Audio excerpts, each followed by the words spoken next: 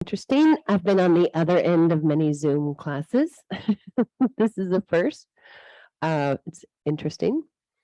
Okay, so I am going to be referring to Eileen as in Eileen McCusick, who is the biofield tuning person, and I will be referring to Donna as the Eden Energy Medicine person and quoting them for various things along the way. I am an advanced practitioner and on the faculty of the certification program. And I took Eileen's 2 classes of, I don't remember the first one, fundamentals or whatever, and then the practitioner training.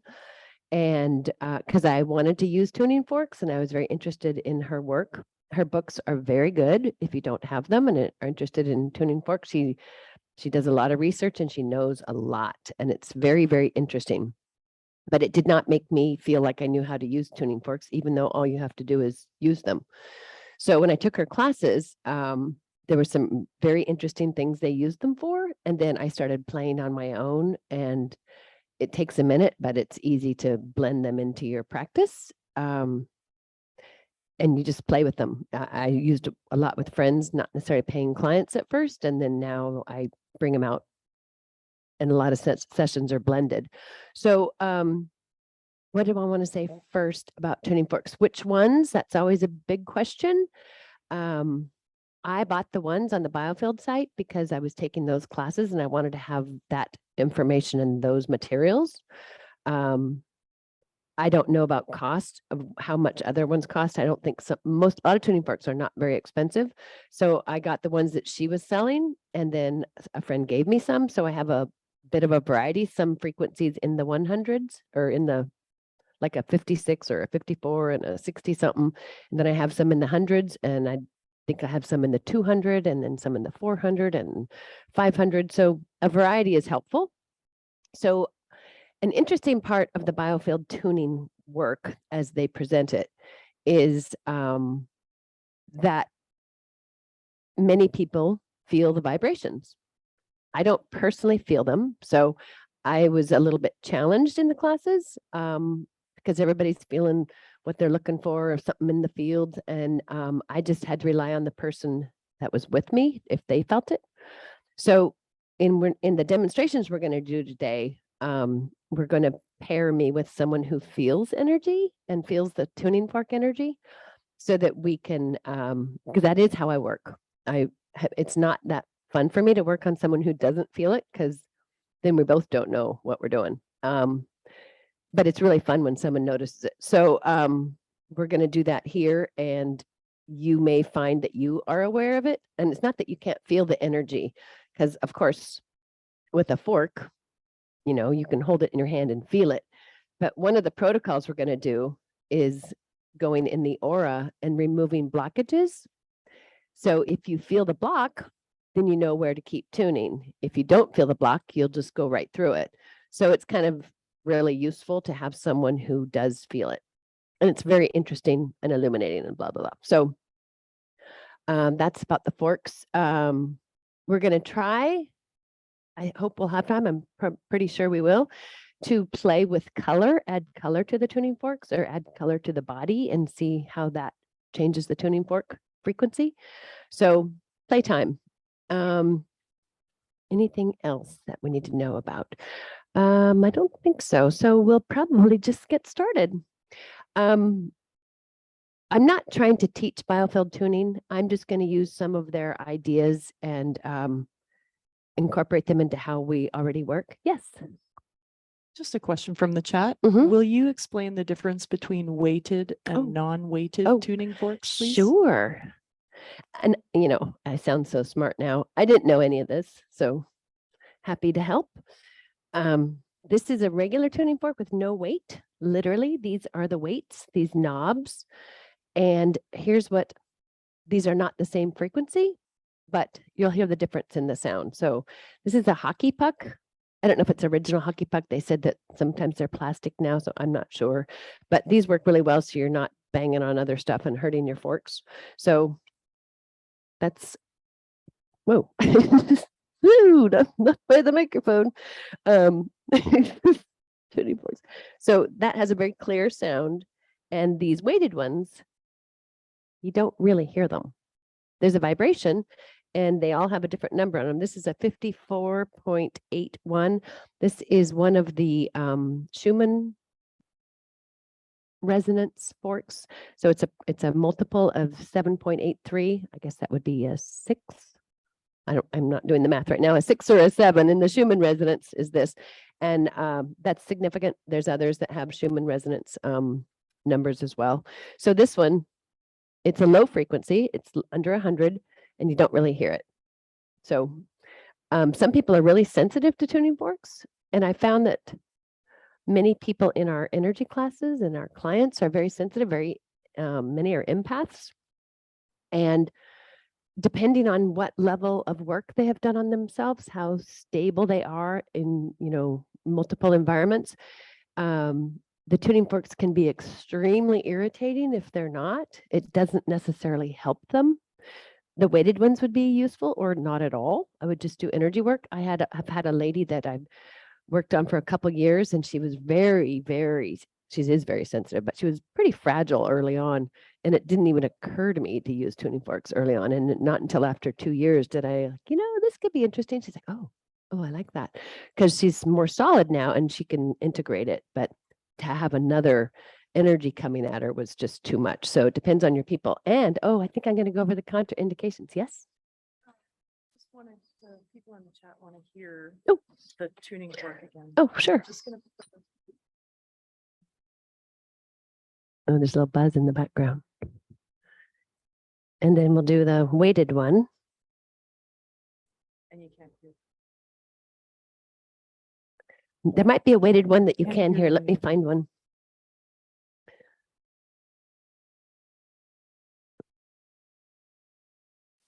Yep. Okay. No. They're lower. This one is can't read that. 144.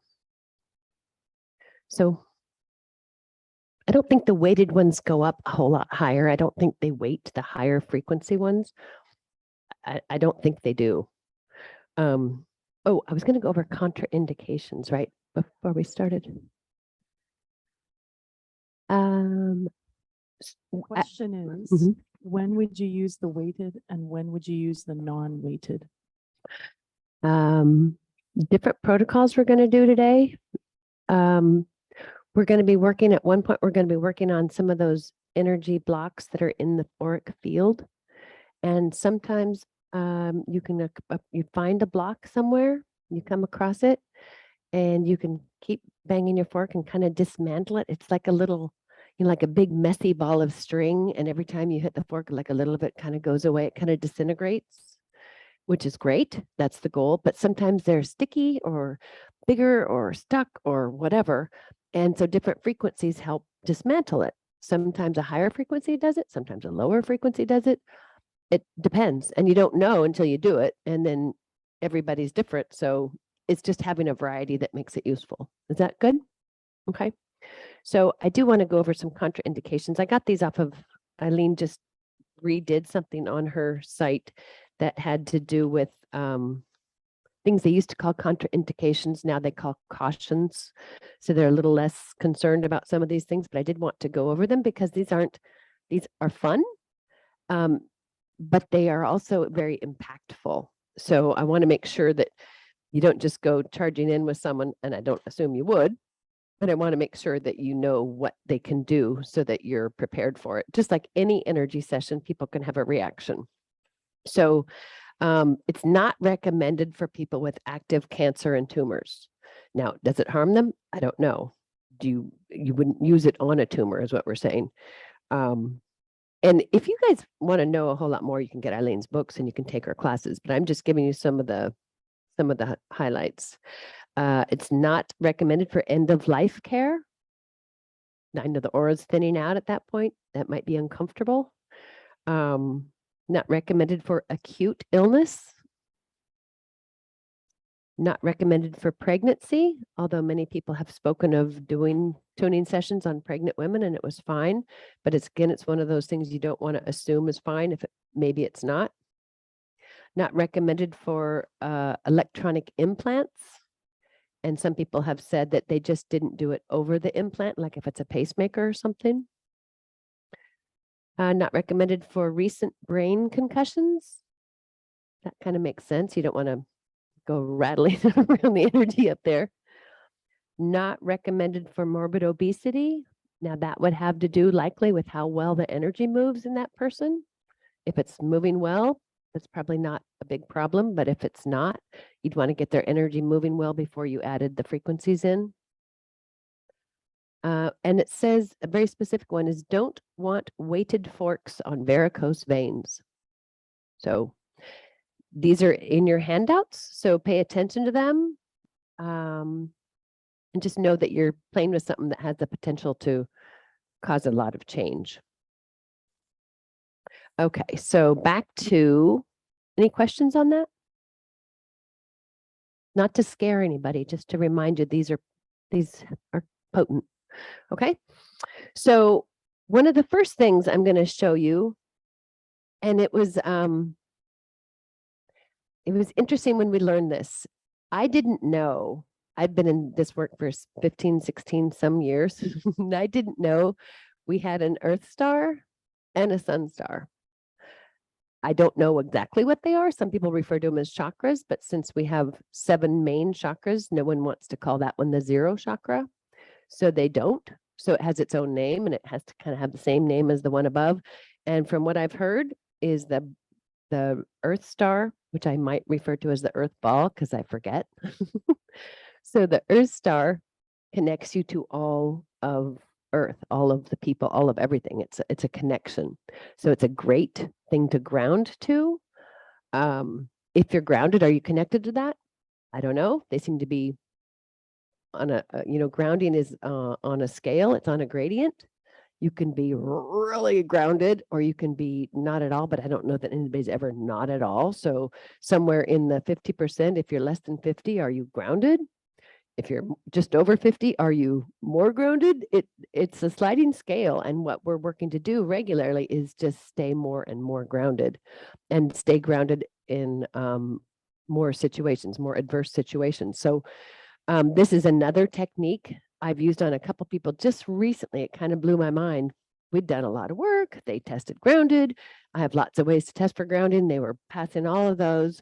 And then I went to check their Earth star. Like, wow. One of them has fibromyalgia and she felt the pain in her legs just run out when she connected to her Earth star. It's like, whoa, shame I didn't do that sooner. And I have found that most people that have a little trouble grounding, they might be connected up here to the Earth, to the sun ball. But that Earth one really can change things. So one lady, I even loaned her a tuning fork and said, just do this every day. Just make sure it's open. But she's able to feel the blocks. So she's able to know if she needs it or not, which is very helpful. So this Earth star idea is somewhere about 1.5 feet below your feet. Depends if you're taller, it could be a little lower down. And I'm not here to say anything contrary to Eileen. I just found something different from her. They talk about moving the Earth star down from somewhere up here. I don't think the Earth star comes up. I think there's blocks between us and the Earth star. So that's how I operated. That's how she teaches the protocol of the in the aura, getting the blocks out, that there's stuff in the way. So I think there's more likely that stuff is in the way. So that's how I'm going to approach it. But if you end up doing that and you find that it does come up and move up and down, I will stand corrected. So yes. No, it's all right. I clicked on something. Question regarding the Earth star. How does polarity affect this? I've had challenges with the Earth star if someone's polarity is shaky. I think it's a component. I do not know for sure if you can have your Earth star connection and not be grounded, or if you can be, I think you can have your grounding and not be connected to the Earth star. So it's like on that sliding scale of grounding. It's not all or nothing. It's somewhere in the middle. we'll find out. Try it with these forks and let me know what you find, because the people I've done it on have noticed a different connection. And for example, the pain, they were grounded, but the pain left. So why did the pain leave through the Earth Star and not just because they were grounded? I don't know. Maybe it's more powerful. I don't know. We'll find out. Tell me. Okay, so who shall I have up here? You're the sensitive one in the group. There's other sensitives here in the live group, but they've had enough from the CP and they are not interested in doing this. So I don't want to blow anybody out, but we do have a willing a sacrificial person. So come on up. They're going to see a lot of you today, so great that you wore something really cute. Want to come here and tell them who you are so that you're not faceless, nameless? My name is Melissa Begay, and this is I'm in second year, obviously. Class 6, just finished class 6. Okay. So I'm going to have you lie down on the table, your head there. Yep. And I like working on this side. So is there anything I want to check? I would probably do something first. So maybe I will do something. No, I'm going to do this first. Okay. So I'm assuming what I've been taught is that we start somewhere in this area. I'm going to bang the fork and then I'm going to move towards where the Earth Star would be. And when you feel something that's in the way, I want you to let me know. So, is there anything else I want to say about that? Okay. So I'm just going to very slowly move the fork. And what you would find is somebody called it an absence of something, a void. Some people think of it as a block, something solid right there. Feeling it. Oh, in a good way. Okay. And you have to keep hitting the fork because the energy from hitting the fork is what's going to cause the things to move. You can't dismantle it if your fork is going, right? You got to, and you don't want to hit it twice. You don't want to get a, whatever that's called when you do it. It changes it. So you just want to hit it once and scoot slowly. Was that you? That was me. Okay. All this anticipation. It's possible there are little blocks that just, one lady told me, they're like boulders just flying out of the way. So just doing it moves some things. Sometimes there are bigger things that you have to sit and continue to dismantle. But she was feeling stuff. So I'm guessing some little stuff was in the way that just kind of flew out. She had a lot of work done this weekend and she's feeling pretty good. Okay, so that feels done. That's far enough down here. Yeah, I think so. It doesn't seem like there was a block. And then I'm just sending some energy up now that it's open. It was pretty open though. And it is going up. It's traveling. It's enough, right? All the way up. Well, no, not all the way up. Okay, let's see if we, Similar to the vortex. It's about near my shins. interesting. Thank you for that.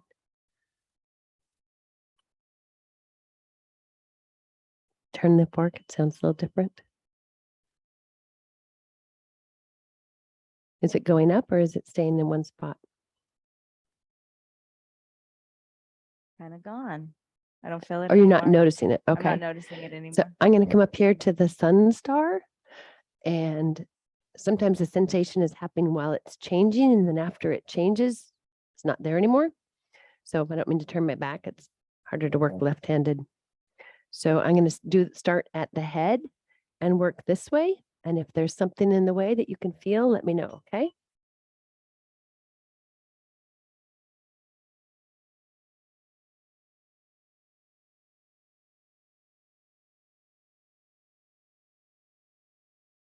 And you want to stop the forks before you bang it again? Or you'll get a double ring. And it seems to be open. There doesn't seem to be anything in your way. Nothing. So I'm just going to see if you can feel this coming down. feel in my my feet, to be Oh, honest with you. Interesting. Okay, I think you're a clear channel right now.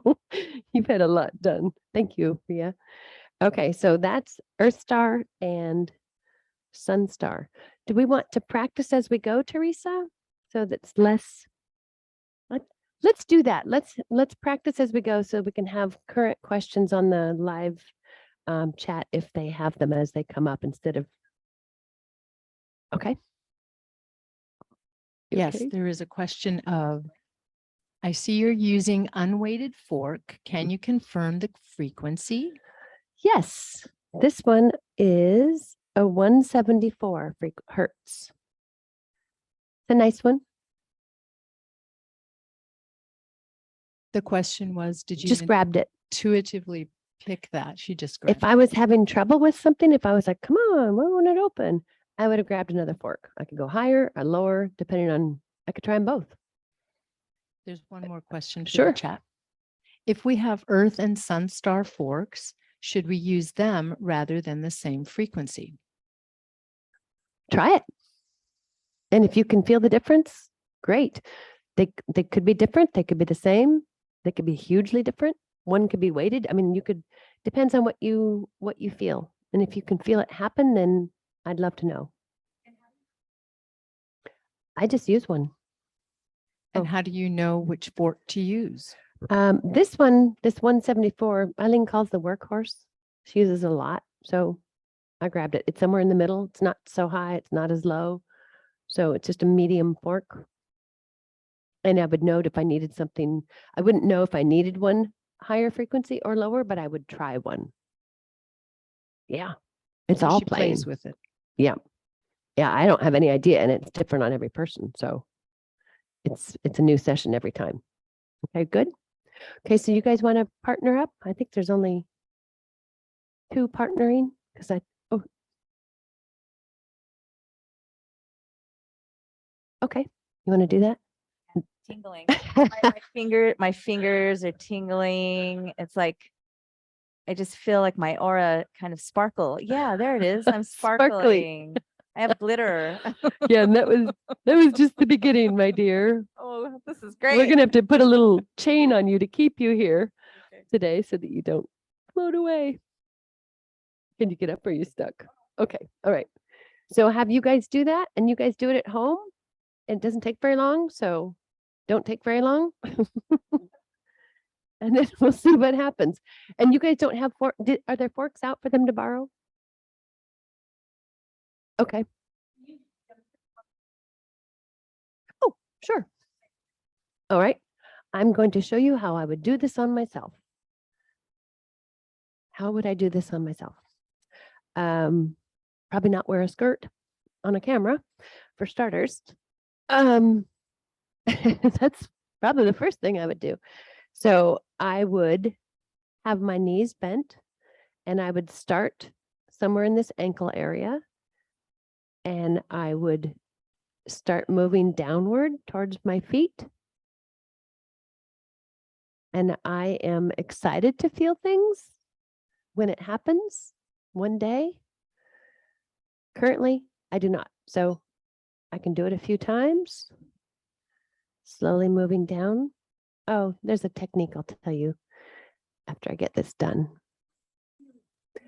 Nothing. Yeah, I'm not feeling anything. She was. So you'll be somewhere in between. I'll just do it. If they're not feeling anything on the chat. Oh, yeah. Sorry. If you're not feeling anything, that's okay. Maybe you will in the future, like me. But currently, I'm not. So if you don't, just know that you're doing something, like little boulders are just being thrown out of the way. So you can do it a few times. I haven't finished doing it yet, so I keep starting over. That's not typically what I would do. So I'm moving along, and you want to keep the fork making noise, keep it singing, and then keep going. And your intention is everything, of course. And I'll just have to scoop my feet up and then just keep going.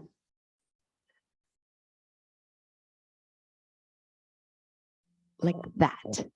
And something that Eileen talks about, which is a great thing to know, is that you don't go back and forth in the field. So I'm going to go this direction towards the body, and I would go towards the body. I don't go back and forth.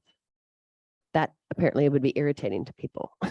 I don't know that, but I've been told that. So you want to go in one direction. And you can go up and down though. So I do a lot of that. But there's more to that. So go in one direction. Don't do this. Is that clear?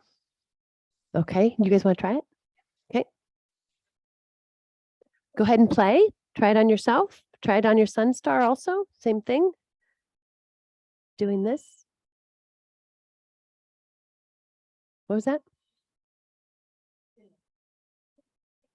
So do your sun star the same way, or if you're in pairs, do it on each other. It only needs to take a couple minutes. Yes, Amy. Oh, good for you. So I have a question. Yes. So if you're doing a remote session on someone, could you use tuning forks in that remote session as well? I have done that. I'm not a big fan of doing remote sessions because since I currently don't have much sensation, I don't notice anything happening and it feels fake to me. I believe people can do it. I have done it with people where one of my partners, we were doing long distance because that was required in the class to do some of those. And she had a BioWell machine, I think that's what it's called. So she would measure and take a picture of her chakras before we started. Then we would do the work and she would take a follow-up picture and it would be different. So we saw something happen. People do these a lot, long distance. I've had it done to me where one time I actually woke up and said, whoa, something is different with my second chakra. Turns out the person had already planned, and I knew that, to do a session on me. Excuse me.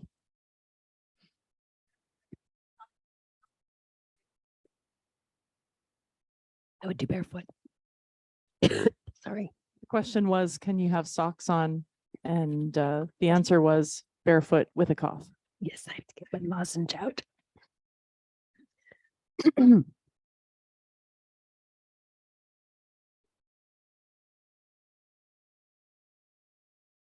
Sorry, all this air conditioning is challenging.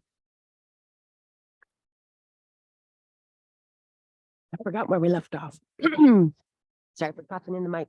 Don't mean to do that. Okay, where were we? We were just talking about remote sessions and using the fork. And then you were mentioning that you had made a plan with someone. Someone who was in the biofield classes arranged to do a session with me remotely at like 6 in the morning, 4 in the morning when I was still asleep.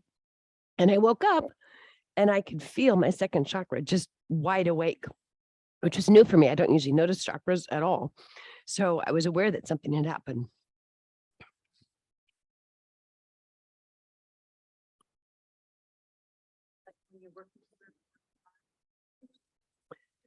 Do you want me to try it on Ria? Could you go over what the live streamers would Camille. like to see the Good for- angle Wait. that you're working on someone? And- So how do you hold the fork? Just real clear, like, is it flat? Is it standing up? Is mhm. it down? Okay. When you're working on the sun star and the earth star. Okay. So you're perpendicular head here.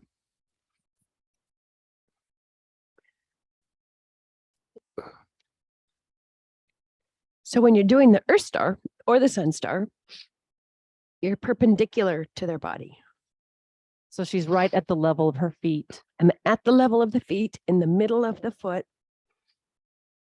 And I stay at that height. And I'm right in the middle between the feet. And the same with the sun star. Oops, start here. And you want to be careful around the ears. Some people don't really like that. I'm going to do yours, but let me get a tissue.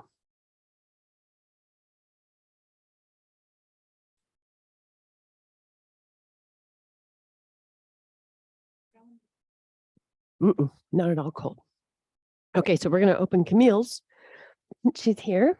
Thank you. And she's likely to feel it, which makes it way more fun for me. And the Zoomers are saying hello, Camille. Oh, say hi, Camille. Camille is saying hello back. So if your head is hurting right now, I'm going to say, we're going to get to that in a minute. This is a common, in my opinion, this is a common thing for me. I get a lot of headaches when I get just a tuning fork, or if I get a Do you feel a Reiki block? session, I get massive headaches. Tell me when. And that's why we blend the EEM with it, because we spend time opening our gates. So if right now you're working on yourself Okay, and you're so- getting a headache, I would encourage you So to then I'll open the keep doing gates it of your until you tell me hands and your when feet. to move. If you don't know what I mean by that, please send me a quick message. Oh, look, Susan's doing it. Alaska Susan's got it going on. So I'm working on Camille. And I told her to tell me when she feels something.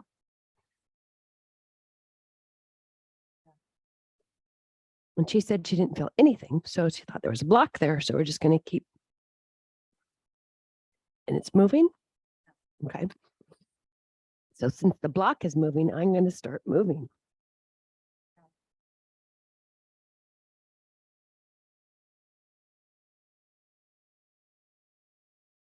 Wide open.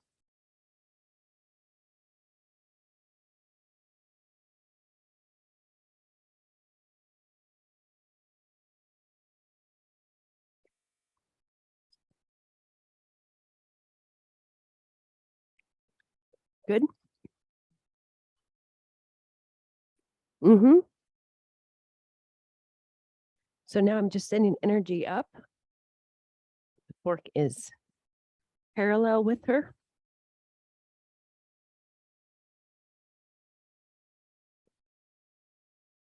Oh, she needs a microphone.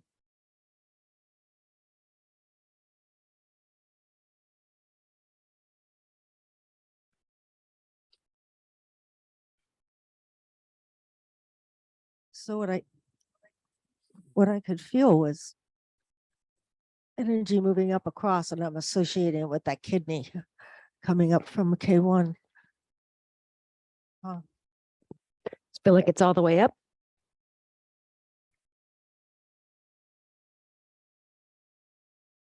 Yeah, it's strange. I feel sensation in my eyes. That seems good. That's kidney, Yeah. right? Or is it liver? Well, it Don't could remember. be, we associate it with the system we work with. So it gives you some kind of map. Yeah, right. Uh-huh. Okay, so I'm going to do the The sun crown. star on you. Uh-huh. Tell me if there's, Feel total pressure in here. so I'm going to stay where I am until you Oh. tell me to move. Sure. Yep, move away, Okay, here I go. please.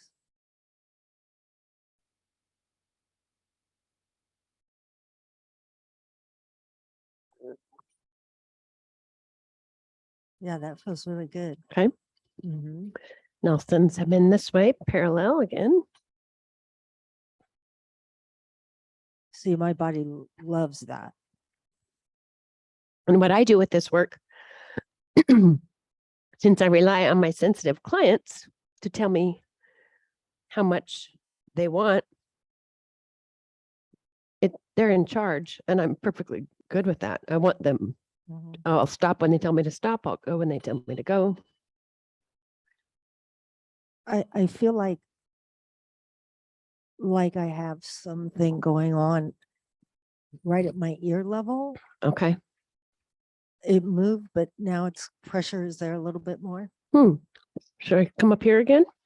Yeah, like right around the ear, but out in the field. Okay, that might be something later. Oh, okay. I don't think that's related to this, but Okay. there is something we're doing later that might be appropriate for. Okay. How are you guys doing over there? Good. How about any questions or streamers?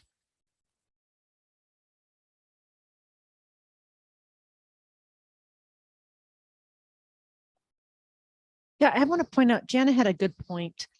Janice said, let me get back up there.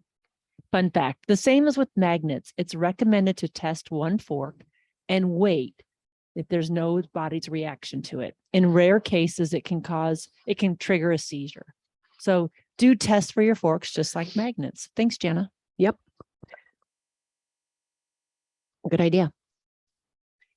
Also, I wrote in the chat, but it's interesting that Melanie talks about if she has 17 forks in her room, she will find a fork that's perfect for the person. But if she only has 2 forks available, she will still find the perfect fork for that person. Yep.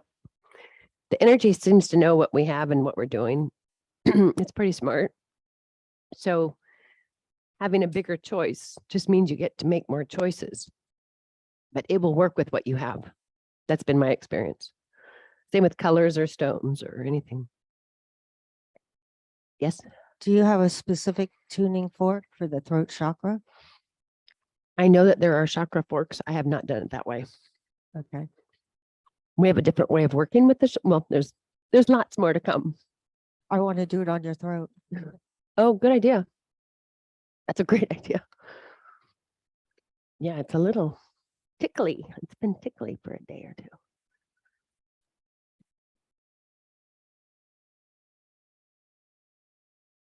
Oh, good. Cindy's out there helping because Cindy is very sensitive and can feel these, and as can you.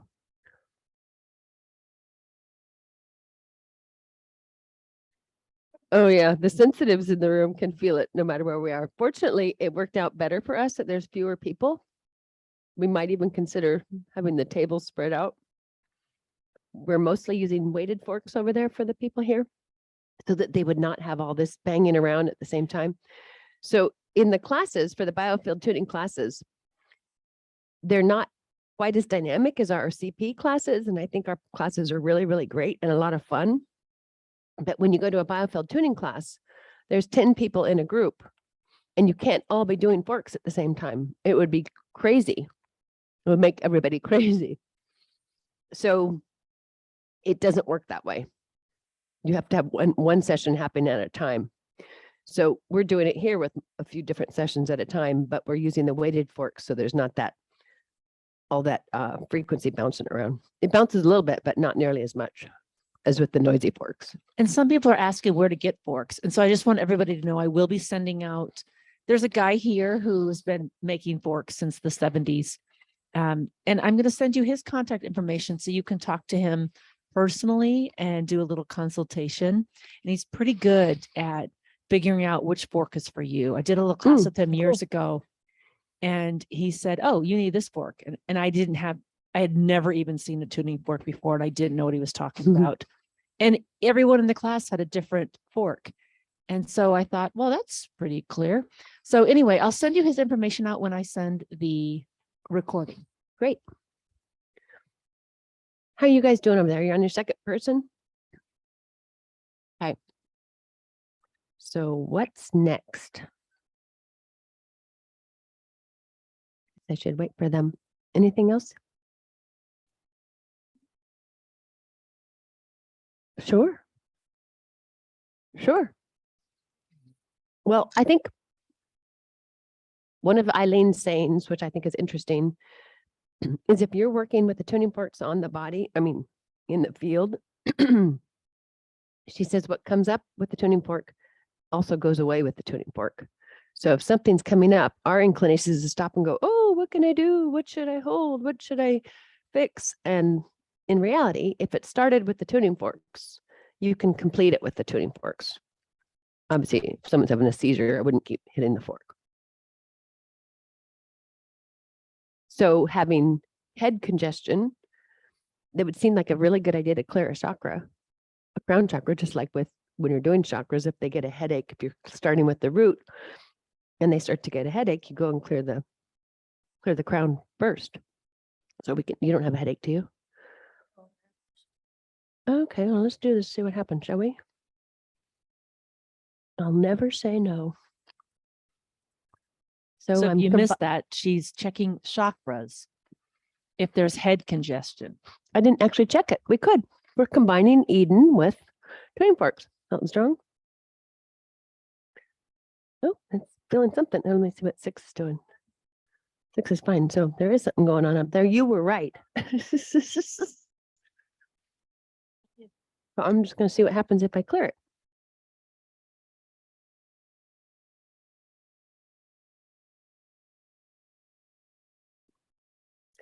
You didn't have this before I started, right? So this is one of those cases where it starts with the forks and I'm going and I'm not finishing with the forks.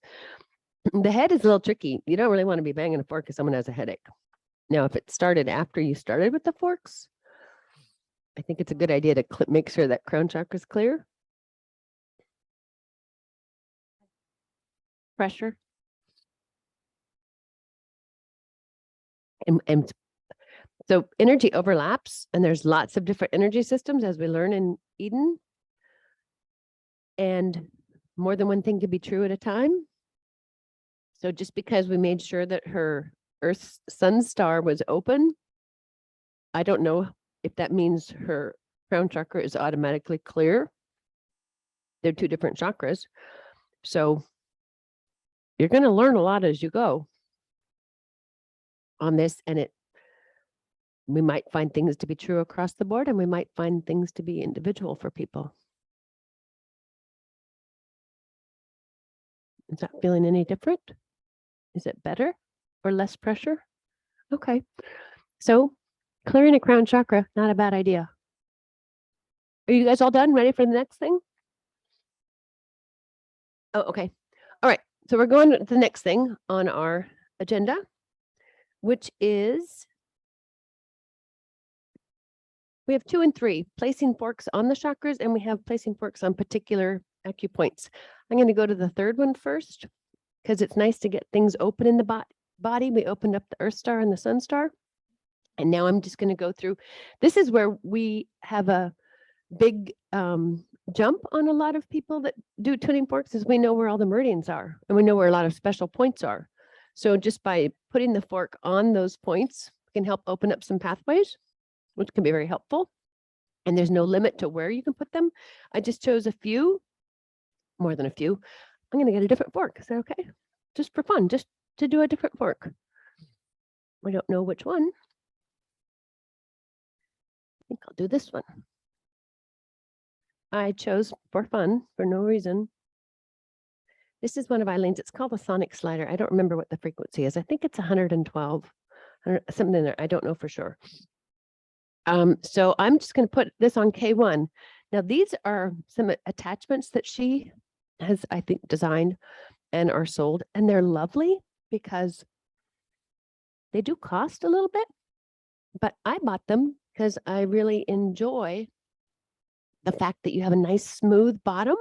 This is called there's 2 different boots. Let me show you the 2 different boots. I think it's a wonderful addition to a tuning fork because these ends are kind of pokey. That one has a boot on it, but the regular end is kind of pokey. So when you stick it on someone's points, you want to be careful you're not jabbing them. But these ones that have these 2 different kinds of boots, one of them has holes in it. It's a bigger, flatter surface. And this one is just a flatter surface without the holes. The energy's still coming through, obviously. But those are much nicer to stick on something because you don't have to worry about poking them. All of them, except sorry. You can put any fork on the body. Now you can test every fork before you use them or not. But you can hit any fork and put it on the body. That's a noisy one. It's a little higher. Let's try a lower one. This is the 144. Let me try a smaller one. So this one happens to be the 54. I think I used that one earlier. So this one, the weighted, not noisy, sticking on K1. Is that better? She called the other one kind of hot. I think that was the 174. So I'm just dropping down a little bit. And there's something you can discover for yourself. In the biofield classes, they teach putting a fork directly on a point, the maximum benefit is with three hits and maybe it reaches saturation. Maybe that's always true. Maybe it's sometimes true. I don't know. I go with it. Now that might be different if you're adding another fork, but I don't think I've ever hit a fork 3 times and put it on one point and then used a different fork and hit it 3 times and put it on the same point. So you're not trying to overstimulate or blow something out. You're just trying to activate. And there is something that is a cornerstone of Eileen's work, which I think is fascinating. She's been on a couple of the Eden summits. I think she's going to be at Energy Fest. I'm sure, isn't she? Yeah. So there's a lot of dovetailing, a lot of overlap with the Eden people and the biofield people. And tissue and well, I forgot what I was going to say.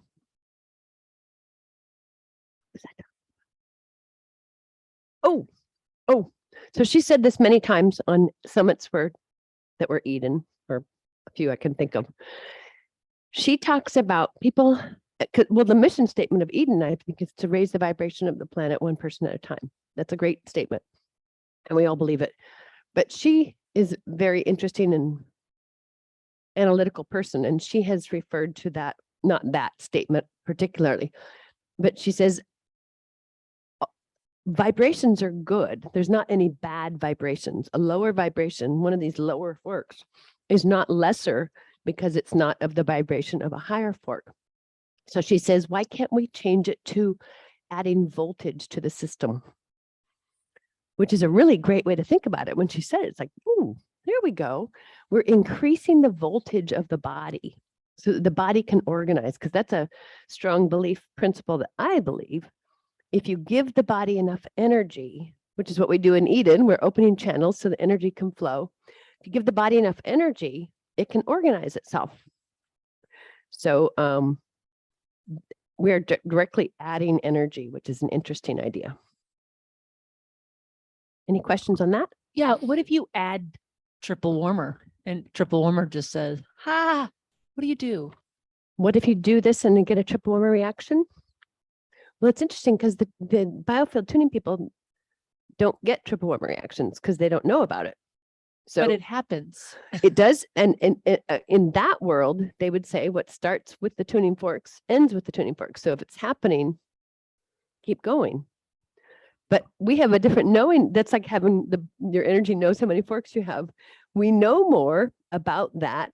So we have to react to it. Well, with Camille, rather than do more with her crown chakra or any other chakra, I just cleared it with my hand. So that's how we're blending stuff. We're not doing it all one or the other. I might have. My And Camille instinct said was, she might have been able to use the tuning forks, but I'm going to add, but clearing the chakra was quick. yeah, and we know how to do it. So we don't have to add more of something that might be a problem. And you got to be conscious around the head.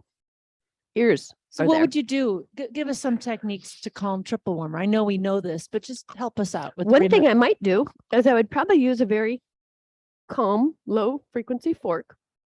And I would be inclined to put it on the gamut point.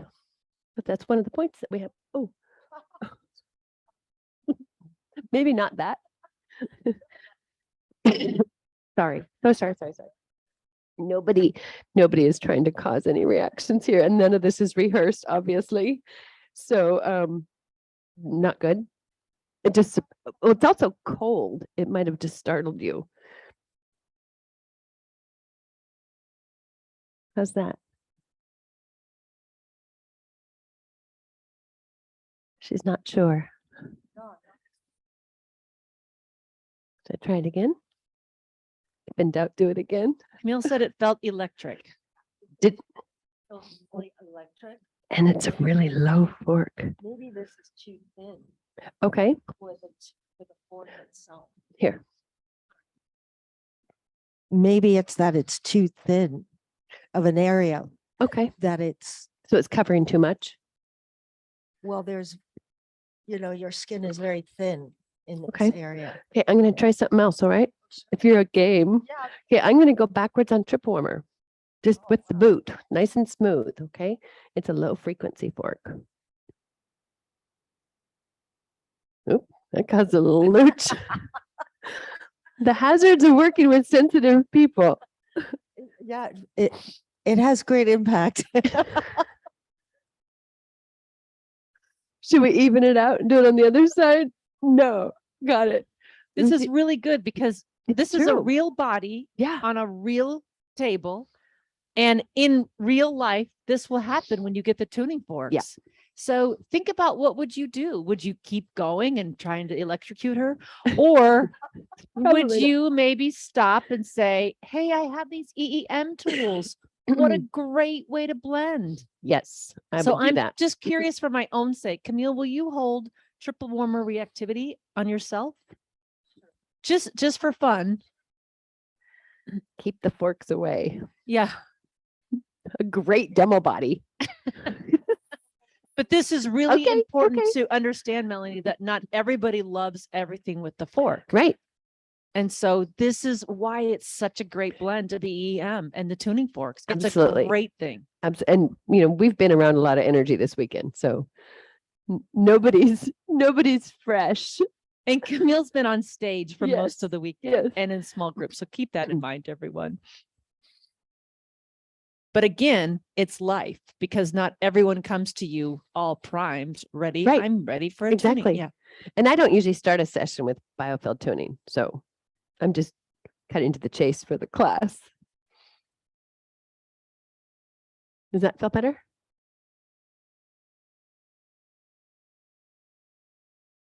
It really says a lot about the power of that. Because that's a really low frequency. Yeah, but still. It's 54.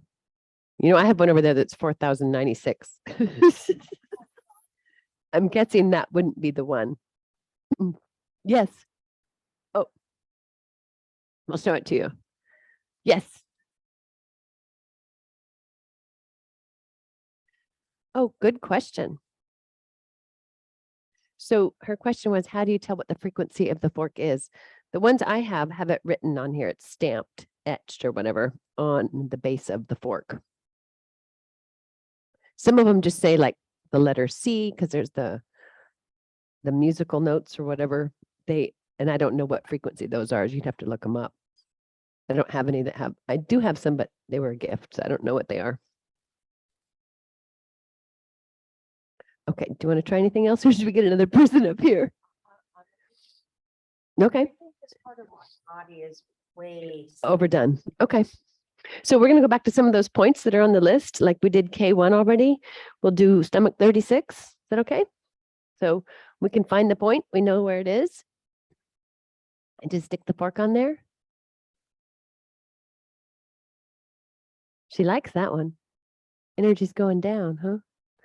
Okay, I'm going to do it the 3 times because we do it 3 times. And if you have someone who wants it more and they're sensitive, should you do that? Notice how Melanie's checking in with the client.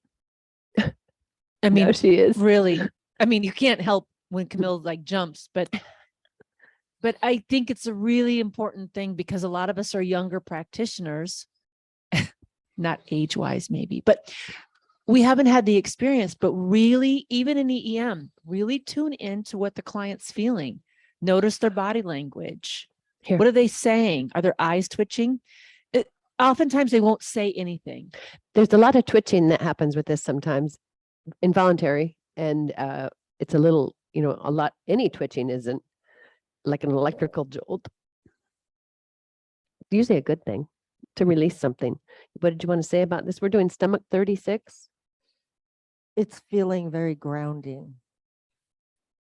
Makes sense? Yeah.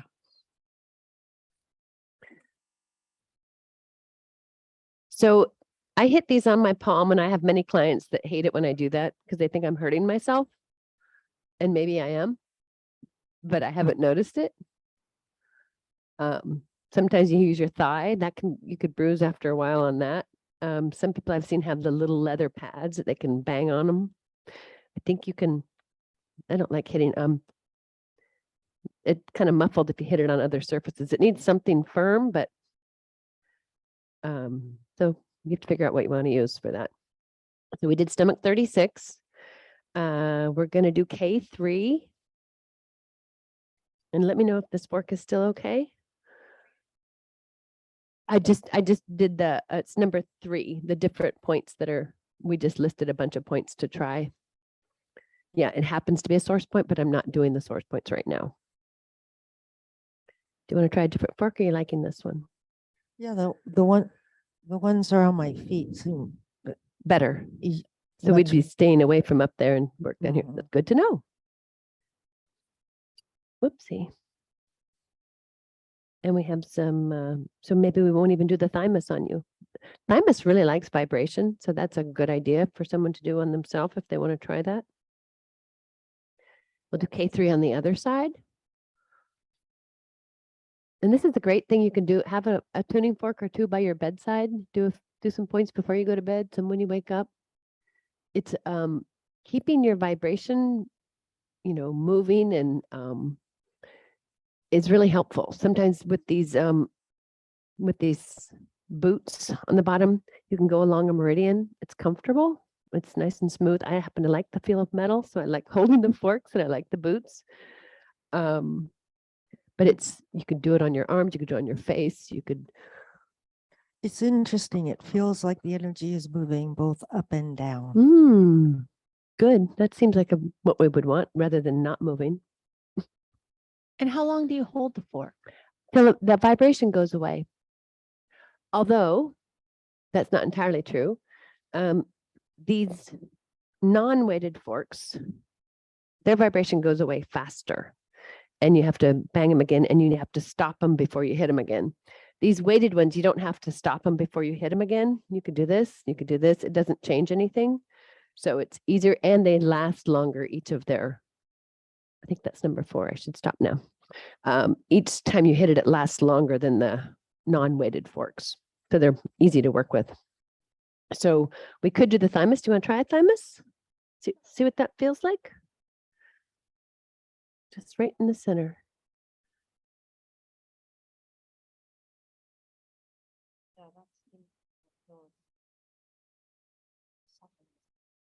Is it enough? Do you want me to do it again, or is that enough? And I really do have my clients tell me when it's enough. I have no idea if it's enough, but they do. Can I do one more? Okay, she likes this one. This would be really great vibrating. They say humming is really good for your thymus, activating. This is like a hum for the thymus. Good. Okay, what's the next point? And you could do this on any point. I just wrote down some important ones.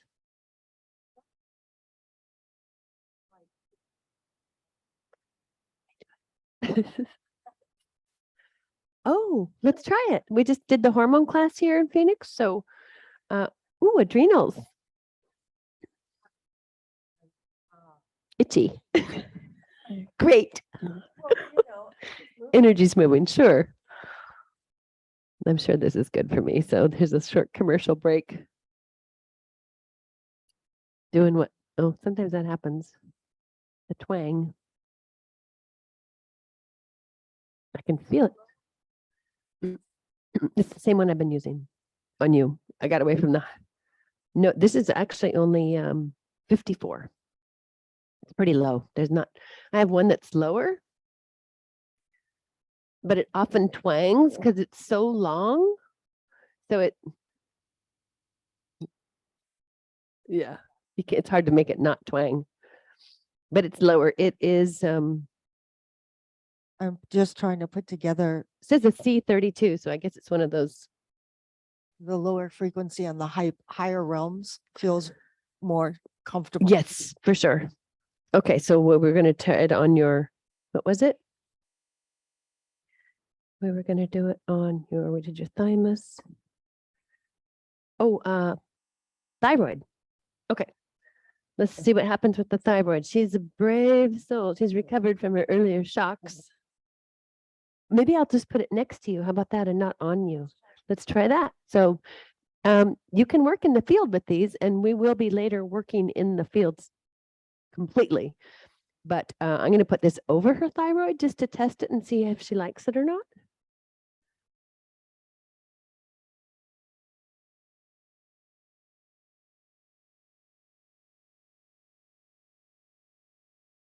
That's enough.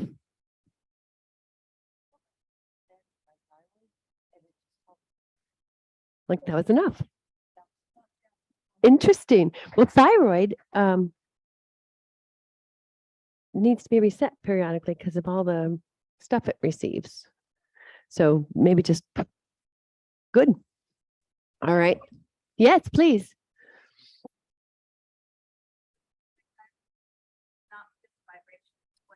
So we have from the studio audience, Melissa is saying they tested her thyroid and she couldn't feel any vibration, else. but she could feel it everywhere But else. not on my thyroid. And we did it 3 times and so I had to actually hold the fork. Like, are you sure it's vibrating? She's like, "Yeah, Interesting. it is. What fork was it?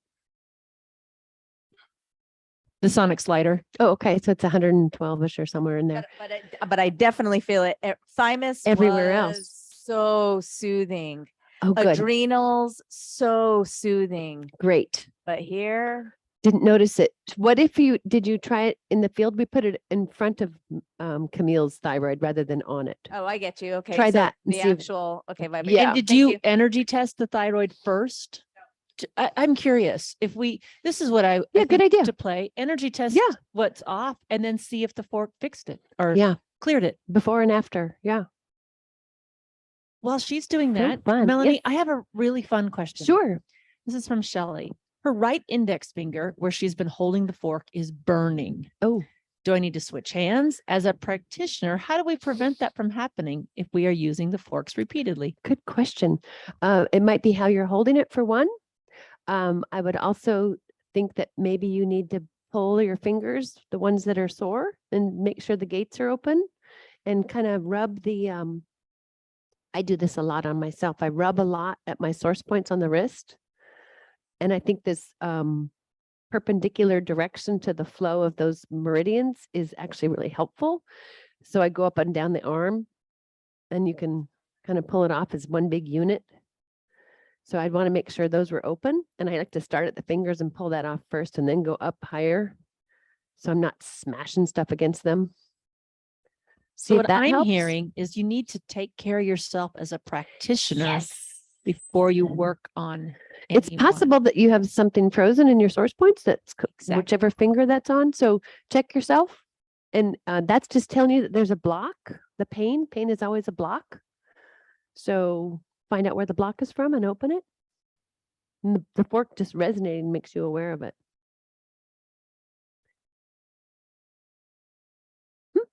Oh, the forks? I just hold them. Well, depends on the fork. Teresa has some that have these really lovely long handles that you can buy. They cost money. They are not free. And some of the forks have smaller handles. So you kind of, I have one over here. It's not that it matters. Oh, here's one with a really teeny little handle. So you just hold it however you can hold it. But if your fingers are cramping up, either you're holding it too tight or you got some blocked energy or something. My opinion. Let me know if that's true or not. Okay, so did you guys test the thyroid over there? And it's strong. So maybe it didn't need it. It just wasn't absorbing the energy. So the thyroid test is strong when they test it, but remember you already worked on You it a already worked lot, on it. right? Yeah. when we Oh, when you, turned it around, so we were using the end and I couldn't feel a thing. Then we turned it around Ah. in this, the drum good over the point. thyroid, and I felt some sensation, not nearly like all the others that I'm feeling, Uh-huh. but I did get some sensation. Yes. So I think you're saying rather than putting the boot like I did over Camille's, you turned it around and pointed it this way, which is very interesting. Sometimes when we're doing our protocol later, the one where it's in the field, we're leading up to that one. People that can feel it, it makes it so fun to work on them because you'll be doing something and then you're like, let me turn. Oh, wow, that was woo! Wow, it's all vibrating. And I'm not even banging it. Quite a clear channel you are then. So these are something. You get to play with them. I'm going to try them on bladder 66 and on, what's the other one I wrote down? Oh, I'm not going to do bladder one because that's up here. I can, but you've had low frequencies up there before and let's do bladder 66 and not worry about the first point on the meridian, shall we? While you do that, can you answer another question? Sure. So, Lucy has taken Eileen McKusick's biofield tuning foundations, and she's a year 2 student. Her question is, does everything Eileen teach correlate with Donna Eden's teachings? They don't contradict. I've not found any contradiction, although we didn't learn about the Earth star and the Sun star in Inner Eden. But Donna talks about is it the Taji pole? Taji pole, Is sure. that similar? You are right, Teresa.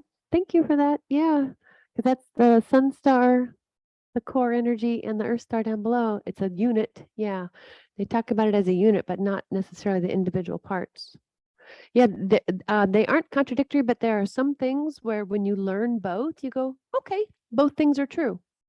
And you just operate under that. So, for example, can't really do 2 things at once. It looks like I am, but I'm not. I'm ignoring this. Later, we're going to do the protocol where we work out in the field. We're going to check the chakras, and I'm going to check them the biofield tuning way, which is not how we check chakras. They check it by just having a crystal and see. I'll show you, but I don't want to get there yet. It's a different way of checking the chakras, and it works beautifully to do it Eileen's way. As soon as I stepped in and did that, it was like, oh, this works exactly like she said. So I don't check the Donna way when I'm doing biofield. Okay, and thank you. And I have a lot of like this is a year 2 student who's saying that biofield tuning says there are events recorded in our biofield that we can detect with the tuning fork, starting with our birth around 5 feet from our body. So I think this is very similar to some things you learn in year 4. Oh, interesting. And the year 2 people don't see the correlation, maybe because they're not there yet.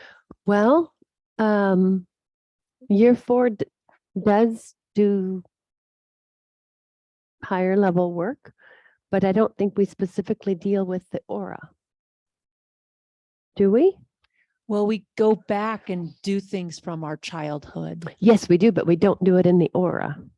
Correct. We're working closer. So Eileen's method, which I have found interesting, and most everybody I've done it on has had huge impact, is that our experiences are, even if we've processed them, felt them, cleared them, they are not gone.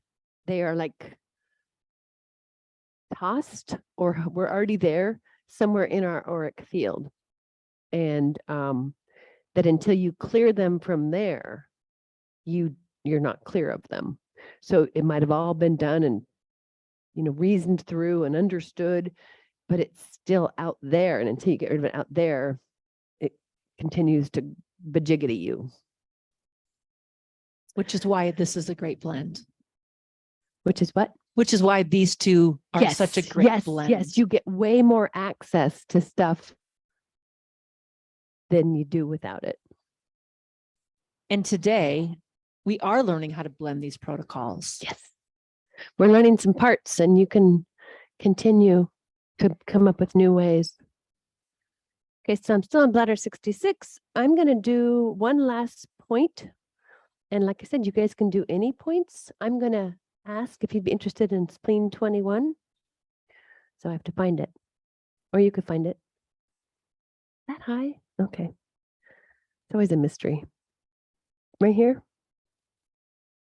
Close enough. How's it feel? Does it like it? She likes it.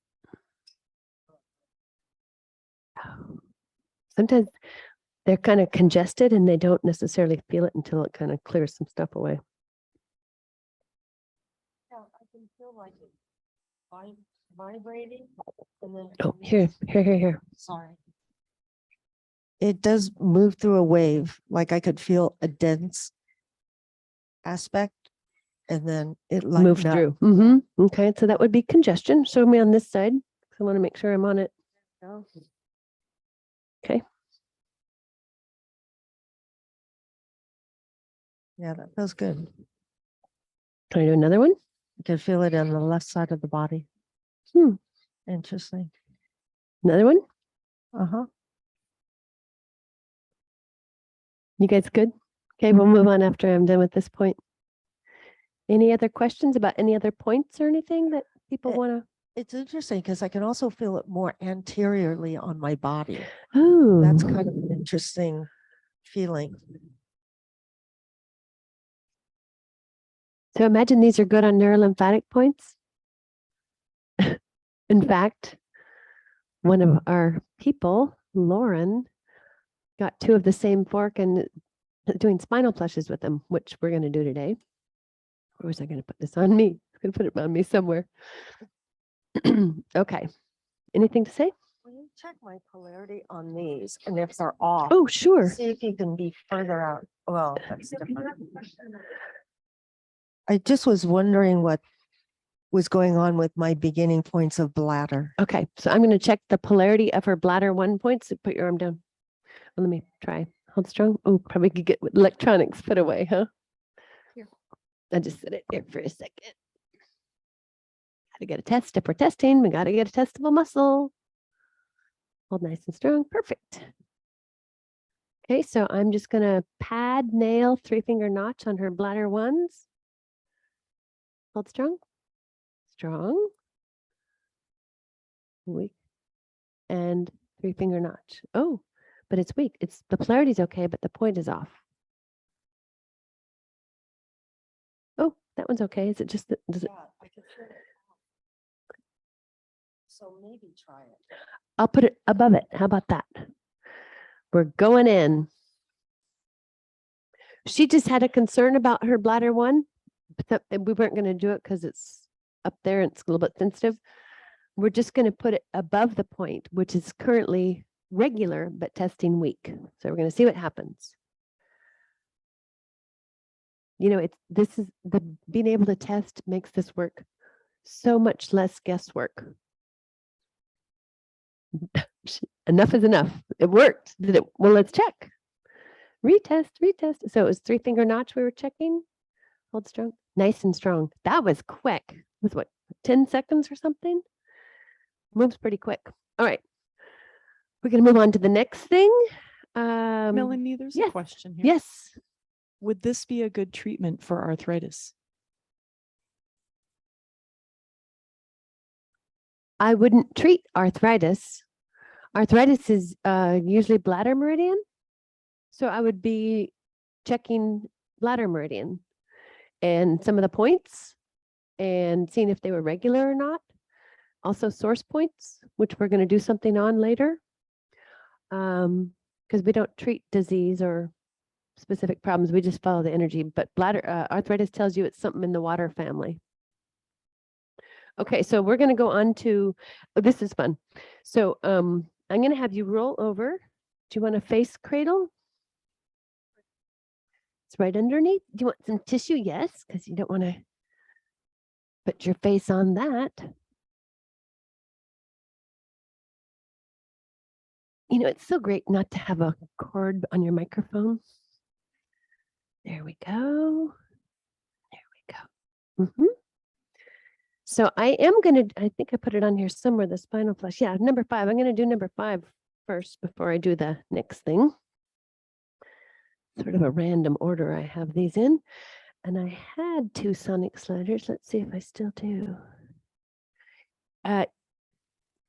You probably don't have 2 of a fork, so you might have to just do one side at a time. But yeah, let's do that. It's her blood. Oh, it was like a little cork. Once we got it going, she's got it.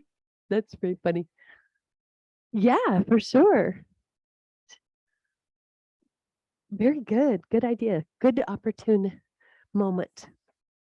Okay, so I happen to have two sonic sliders, two of the same fork. There is talk of, I've heard people talk about, I have not done it yet, where you use two different forks at the same time by the head, by the ears, even maybe going down the spine, the neurolymphatics on the spine, not on the spine. And there's something about the binaural beat. So I have not done that yet, so I don't have much more information about it. But these are two forks. They're the same frequency, but they're not the same fork. One's head is closer together than the other.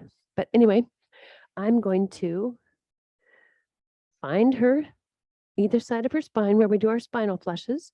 I'm going to activate both of them. And I'm going to go down the spine at the same time. She's making little noises. It's very cute. I'm going to do that again. Now, I wouldn't do this instead of a spinal flush. It's just another fun thing to do that's obviously very activating.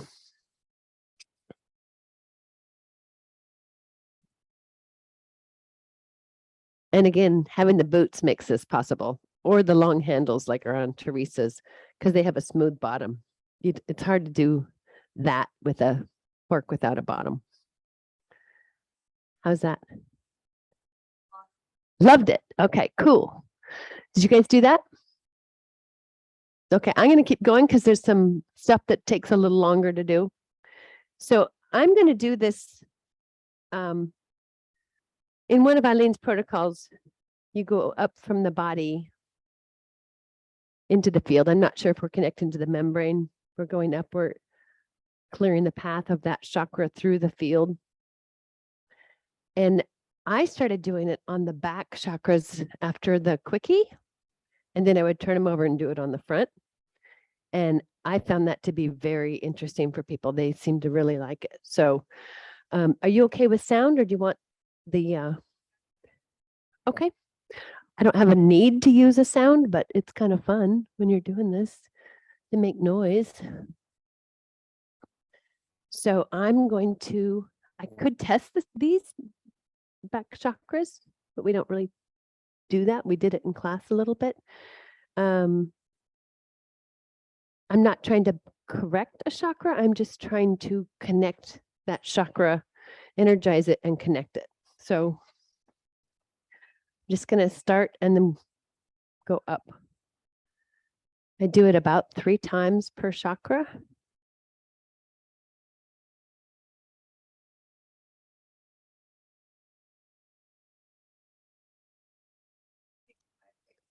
Everything's vibrating, she says.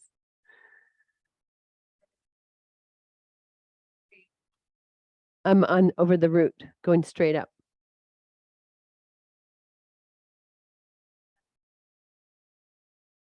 Oh, interesting. Okay, so now I'm going to go up to the second chakra and go straight up in the field. Ooh, kind of jiggles stuff loose, doesn't it? It's so fun.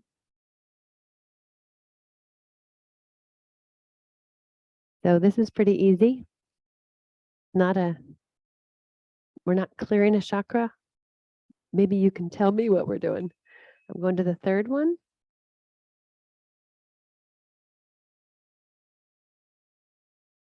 So I found doing this before a session made everything work a little easier. All the pathways seem to be more open. Now I'm doing it behind the heart.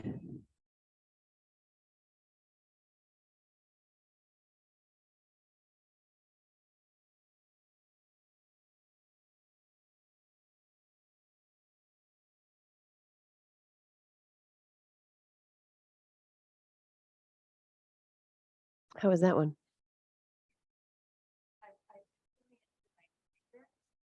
That was hard. Yeah, you would feel it down your arms and through your fingers. Okay, I'm going to be on the throat right now. Not on it, I'm going above it.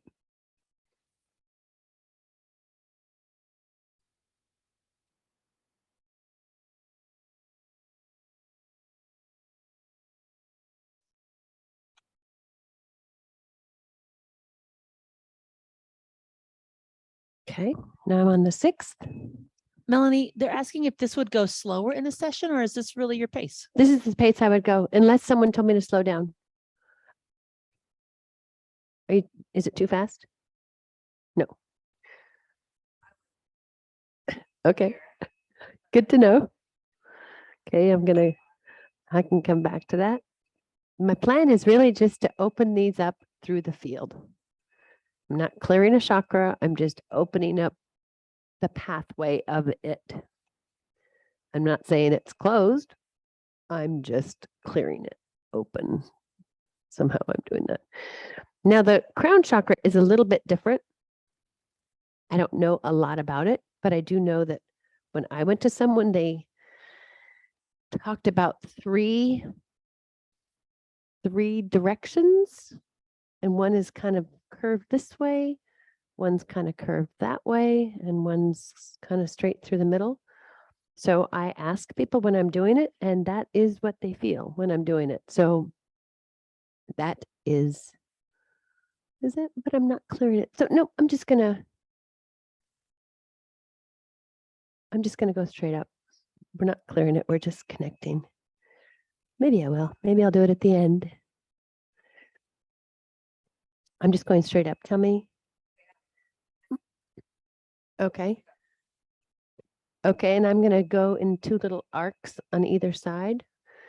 And I'm so out, straight out, and then arc, curving to the side. And you tell me if you feel like that's doing anything. Oh, so it's a totally different direction. She said it's going from ear to ear. Not out. Okay. Okay, stop Now that. she's getting dizzy, so we're going to stop. We're going to stop that and just do this one again, straight out. Okay. She's saying that one feels so good. Thank you for responding so quickly. You want one more on that, or is that enough? Okay. And I'm not going to go on this side unless you want me to. She's good. Okay, sometimes you got to erase what you did. Now, Melanie, the biofield tuning people say that they're supposed to really focus on slowing and breathing. Oh yeah, they do a lot of that. And I said, I private message, but I just want to admit, They say that do. It's fascinating to watch Eileen do it. She's actually just really breathing hard through it. That was a challenge for me because I breathe, but they do a whole different kind of breathing that's expelling. It's like they're helping the person expel it. It takes a minute to get used to, and I'm talking and I'm not doing that. I would definitely make sure you're breathing, but I'm not a sensation person, so I'm not noticing anything like that.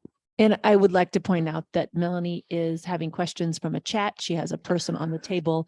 There's people here working and But we're I am breathing. interrupting. So there's a lot going on. She is on camera. She has a mic on her head. So there is a little bit that she's dealing with in a regular session. And that breathing is not the thing I'm doing right now the way they do. And that's up to each person. So, okay. So you wanted more of it back here? That's kind of the Ming Man, isn't it? Okay, let's do that.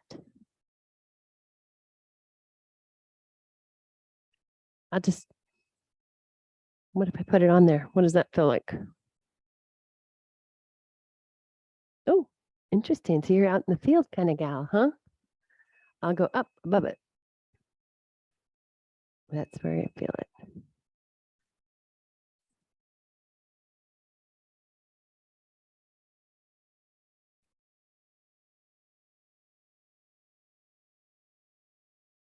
Okay.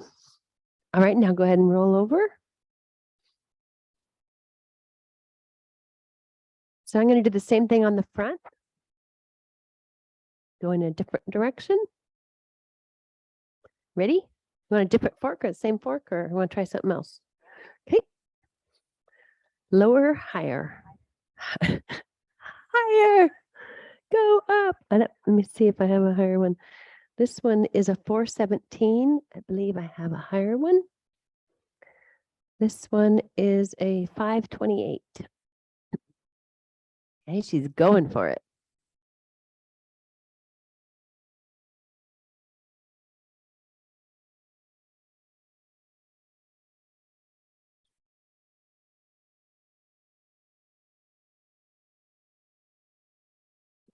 We had a mic. Do you want a mic? I'll get you one.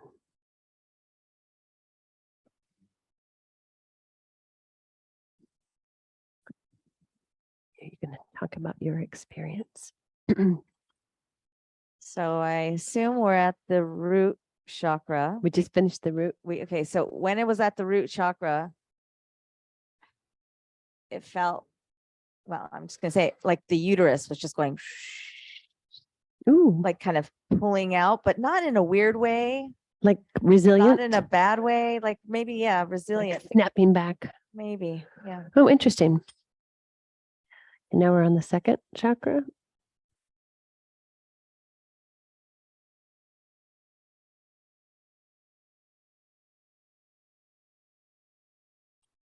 I think I did 3 on that one. It feels full, a full feeling, full in a good way. Like full of energy. Fuller, taking up more space. I don't know. Okay. It's hard. These word energy is challenging to describe. So we're on the third chakra now.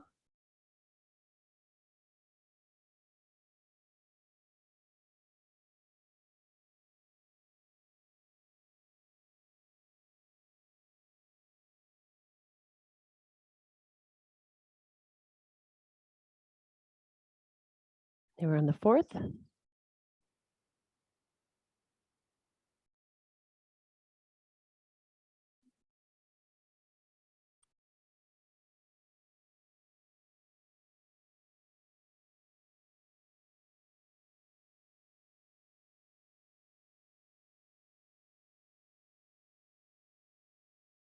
Are people doing this on themselves at home? I'm on the fifth.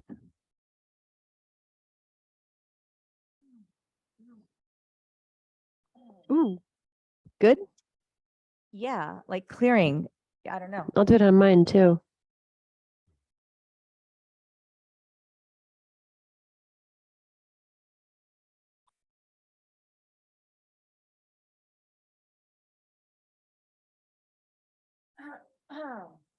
More? Or do you want a different fork? Okay. That's enough. I'm on the sixth. Tell me if you want more. I don't want to. That's enough? No. More. No, no. Do it.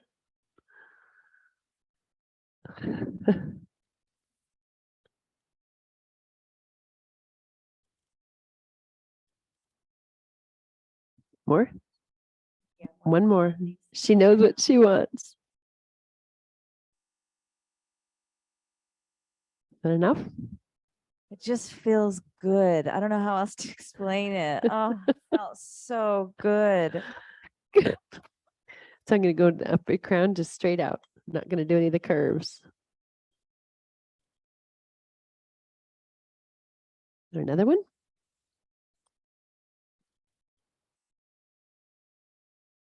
That's it. So when I work in Eden and in the biofield realms, I'm always having them tell me what they want. I don't know what they want or need. And if they're sensitive and they're on my table and we're talking, I'm going to let them direct it. I mentioned that earlier, but I think it's really important because you're playing with these forks that are very impactful. So you don't want to do something. So They my don't like- throat feels so loose. I'm a clencher. I'm going to do mine. And I don't know, just working right, I guess in this field, my throat is just so like wobbly loose in a good way. I'm doing mine.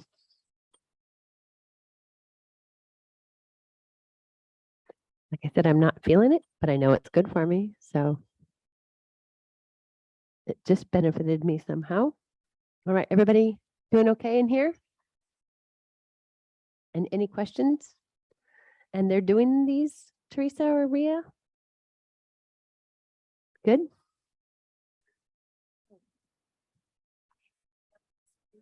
Oh, from a jaw issue? Melissa just said she hasn't had this freedom in the jaw. So you said jaw? Right, right. Because I clench at night. I have to wear a mouth guard Mhm. because I'm wearing out my gums and teeth. And yes, so I just have so much freedom. Like my mouth just wants to open when generally it just wants to clench. Interesting. Good. Oh, you'll have to tell me later how that's working. Yeah, that's great. I do have one question. Sure. Are there any indications as to what vibration to start with? Are lower vibration forks generally used for certain situations and higher forks for others? Do you Well- start with low and then as blockage is clear, do you move to a higher frequency? Good question. Good thinking. Well, we had Camille on here, and not only did we need to do low vibration, we needed to not be up at the head. And then we have Melissa here, who's like the higher the better. And she was fine with it on her head, around her head. So it's very different for each person. So I would start with the less intrusive, impactful. No, that's not to say this is not impactful. The lower frequencies I would start with on someone to introduce them to that vibration to see if they like it. Because they might be like, oh my God, get that away from me. And if they do, they're not going to like the higher ones any better. And some blocks that we're going to talk about, I keep saying that we're setting the stage with a lot of little tidbits along the way. Sometimes a higher frequency gets rid of a block, and sometimes a lower frequency gets rid of a block because I don't know what the block is composed of or how long it's been. I don't know anything about it, how tight, I don't know anything. But sometimes, doing the same thing just makes something kind of hard and fast, whereas you come from another angle of a lower fork and it's like, bloop. So it's very, very, very individual. You guys are good in the room? Are there any comments in the, are you guys working on yourself in the chat? There's a lot of with your camera off, so I'm not really quite sure. Lisa, good. I see one thumbs up. Yep, I see some, Lori B's got it going. I can see that. Teresa, good. Got a thumbs up there. So are there anything you'd like to say in the chat while we have this pause? Okay, I don't Okay. see any hands Okay, up. so we'll go on to the next thing. So we did the tuning on the chakras. Oh, we didn't place the forks on the chakras directly, which you don't necessarily do each thing in every session. And if I'm doing an Eden session, which is what I do, I will do some of these things, and as long as you're okay with, I don't want to overdo you. So she's like, no, do it. We can always alternate which frequencies we're working. So now I'm not going to put it on your root chakra, but I'm going to put it in the vicinity. So do you want to start with something lower or higher? I don't know. Okay, what we could do at this juncture, which is kind of fun, is we can put the chakra on the root. And so let me just let's test your chakras. Ooh, I'm not doing a chakra test, so I'm not going to test the chakras that way. I'm just going to do her spleen test. So hold nice and strong. And I'm going to interrupt and hold strong. Woo. Okay. So we got a great spleen test here. So I'm just going to see if her root wants this fork. Okay. To introduce the fork, I'm not banging it. I'm just putting it on the root chakra with the intention of, is this something compatible for this at this time? Hold strong. Ooh, very, very, very strong. I could try a different one. Do I want to see how many are strong? Maybe it doesn't matter which one she has. Oh, matters a little bit. Shouldn't want that one. So try another one just for fun. Because it's really fun. Oh, she likes that one too. It's fun to get exactly the right one, but in her case, there might be many that work, which is how it works. She likes that one too. So we could do a weighted or a not weighted. Do you have a preference? Okay. So I'm going to use this one. And I'm just going to stick it next to your root, unless you want me to put it on your pubic bone. You want me to do that? Okay, show me where it is. I'm not going to go digging around. Okay. There we go. Right on the pubic. Oh, it's going to be weird. I've never done this, I don't think. What's that doing to the uterus? She goes, it's not the uterus.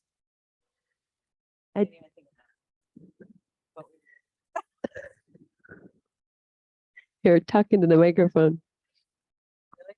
Oh, no, Melissa, I you don't have to have to. share something with Melissa who's on the table, and I did not ask her permission, but Show me your um, pubic bone again. I know her pretty well.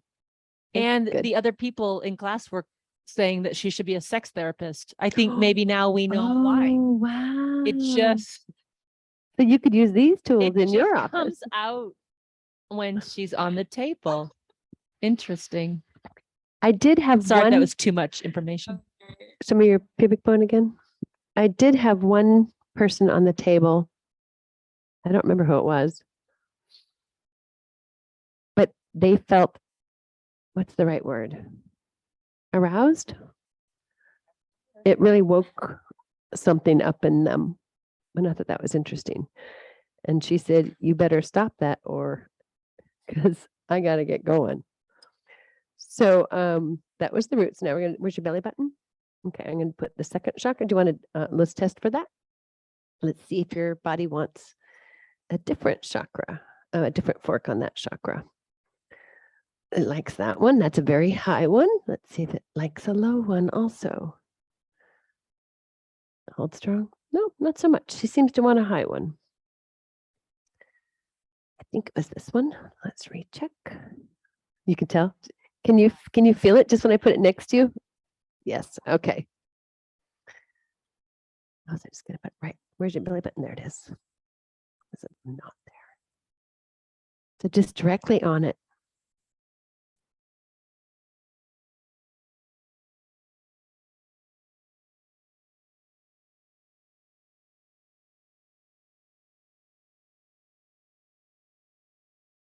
She's not. Oh, use your microphone. I don't really feel a vibration at all. Interesting. You did on the root, but not on the second. Okay. So we'll try a third. Or maybe it's in the air. Well, we did it, the columning already. So let's try the third. Where's your belly button? There we are. So hold strong. Her body says it's strong with this. So it could be doing something anyway. Not with this one.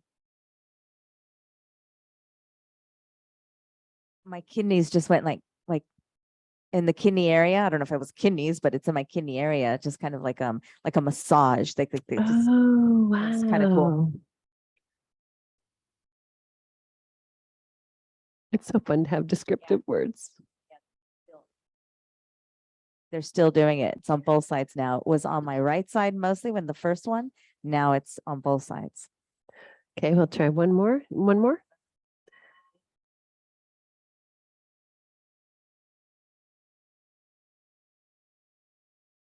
Is it done so that you don't feel anything? It's very little now. Okay, so you that is feel it when so it's cool. really activating. So I want to try something if you don't mind. I'm going to try a different frequency and see if it activates something different because we're in the third chakra. There's a lot of organs there. Why that one activated the kidneys? I don't know. Maybe they needed it. Maybe it was their frequency. Don't know. I don't remember which mark I used. So, Was so it that's this one? interesting because now I feel vibration moving down my legs to like my feet, almost K1-ish. That's really cool. Okay. So I'm going to try this other fork on the third chakra to see if she wants it. Hold strong. And she does. And we're going to see if it activates a different organ.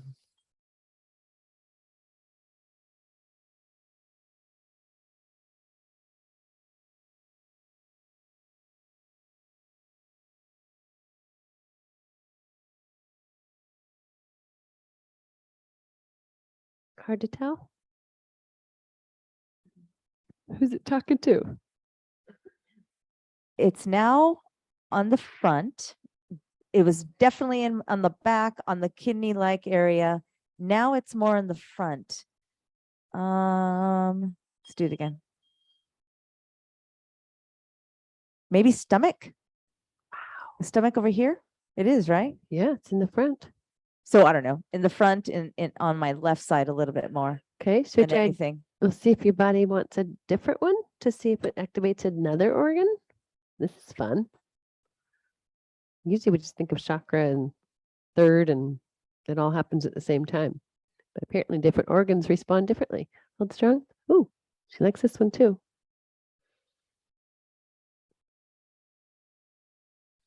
Very nice expression on her face. Like,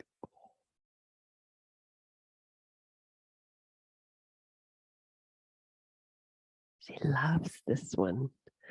Which organ is responding? Okay, it is the 54.81 hertz fork. One of the Schumann resonance. So I'm responding very well to this one. This is vibrating my entire third chakra and even moving down my legs. I can't identify a particular organ, but what I'm identifying is the whole vibration is making me feel so good. It's comforting. Oh my goodness, it's so comforting. So it's taking care of everybody in there, huh?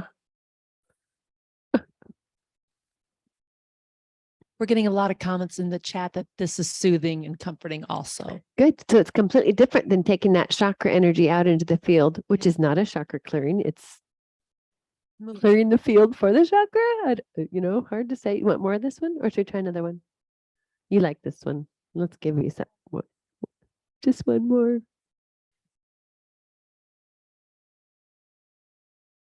Have you used tuning forks?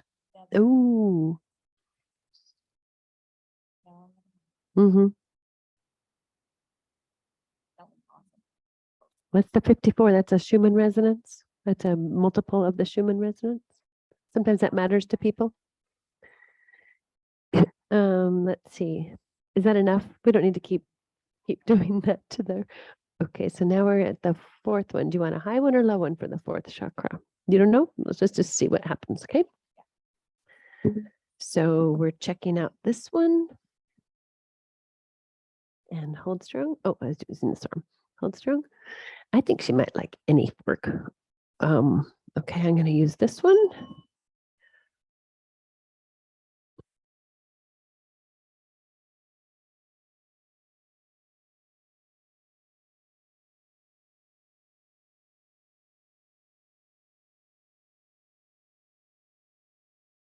To do it again or try a different one?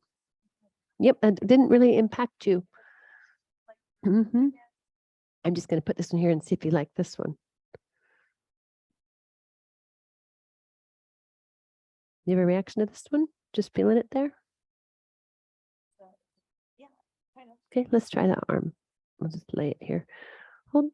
Yeah, you seem to like that one too. And this is a little higher, so we're going up a notch. So do you guys get that different forks, different things? Variety is helpful. Doesn't really matter. It matters a little bit. Depends on the person. There's not a whole lot of absolutes in the way we're doing this. How's that? More? Not that impactful? Okay, let's try a lower one. Those seem to do it for you sometimes. Checking. Hold strong. Yep, likes that one too. Oh, I think you like this fork. This fork seems to do it for you. That's so cool.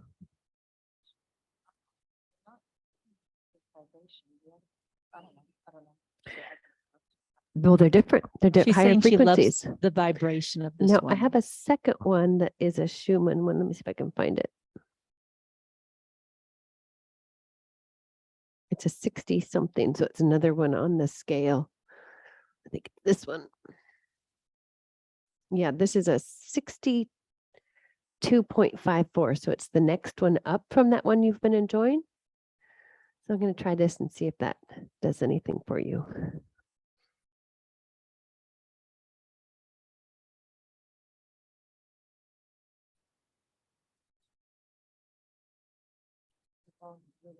Okay. Is it different? Can I put this one on the third one to see what it activates since the other one did everything?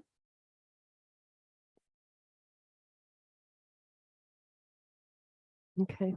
Is it talking to any organ in particular? Mhm.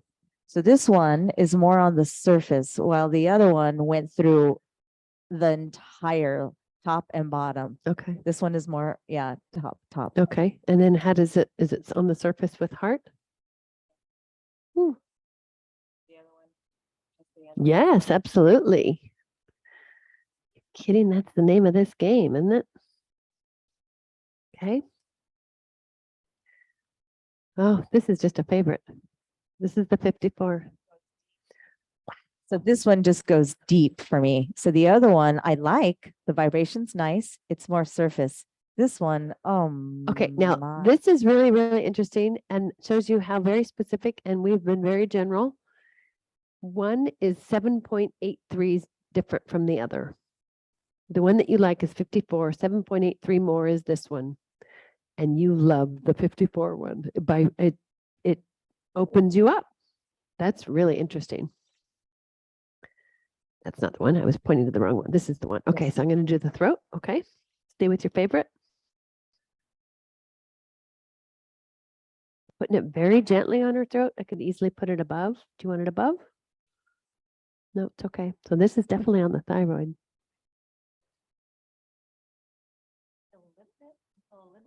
but not nearly like the others. This one you didn't feel it over there too, but it was already active. Maybe we'll leave it alone. Does that seem like She's saying she feels a little buzz, but it's not as active as the others. And this is just so you know at home, this is the same woman that was over on the side that said she couldn't feel it in the thyroid earlier. she asked me to point it at her instead. So we're doing that. Big smile.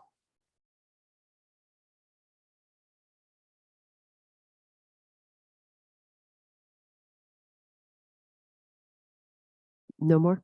Or you like it?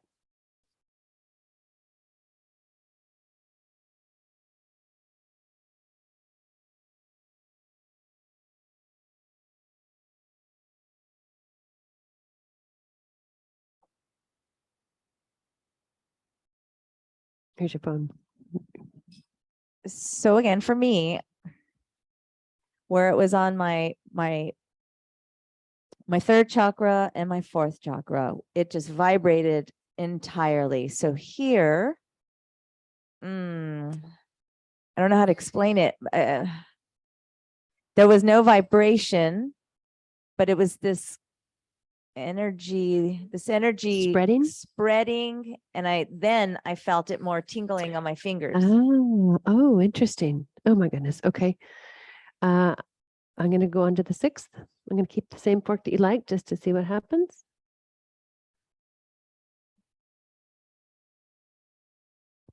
Shelley has a question. What is happening with the frequencies when you point it, touch the body with the fork, or hold the fork horizontal to the body? Very interesting question. Having the person that feels it describe how it's different could be different for different people. I find that fascinating. I have more stuff I'm going to show you with that. Do you want another one?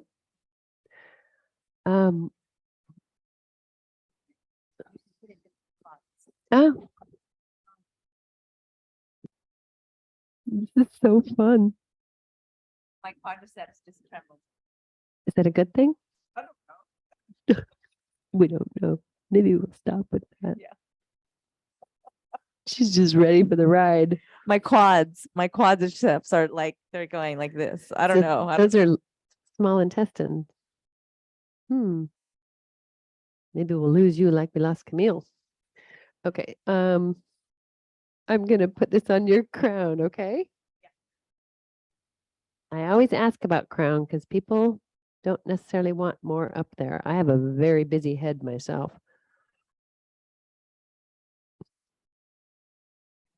Yeah. That actually might be enough. Okay, that's it for the crown. Good. All right. Let's see what else. Oh, another thing they talk about in biofuel tuning, which we don't do much in, is actually we're not going to do that yet because we're not to the whole body protocol that we're going to do. So how are you feeling? I'm buzzing. Maybe that's enough for you right now. Buzzing. I think she could stay here all day and just absorb and absorb. I think you'd be glowing at the end, maybe. I think, Teresa, it'd probably be a good time to take a little break. Yeah. Yeah, you guys probably need a break, don't Yes. you? Oh, yes. Please, So everyone drink it a lot is- of water.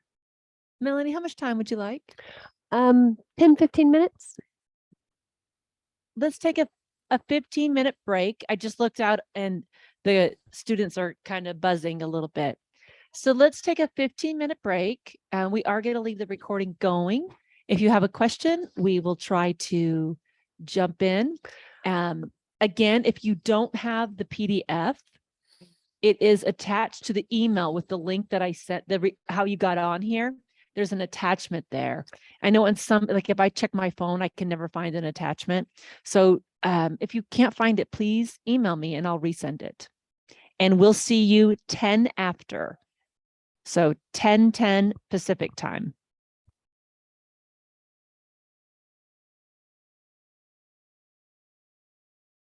And I will send the recordings. If you missed this, I will send the recordings to everyone, hopefully tomorrow.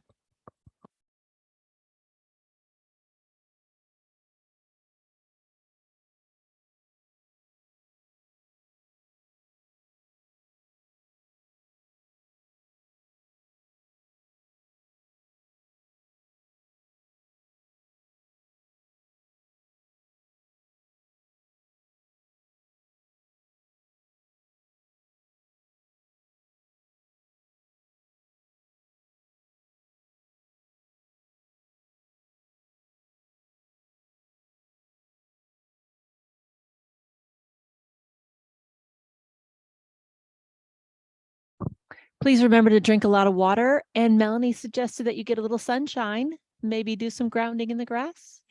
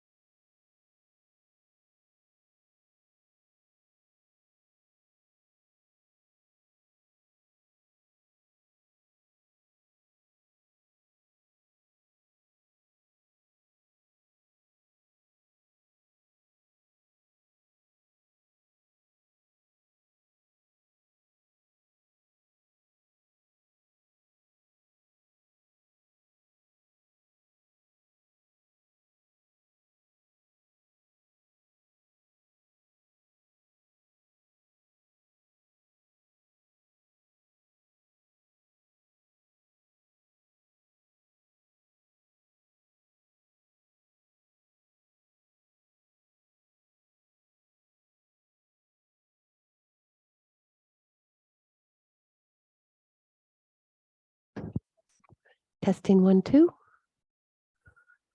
Okay, fantastic. Thank you. So we're almost back. We're coming back. So any more questions from the live streamers? Okay.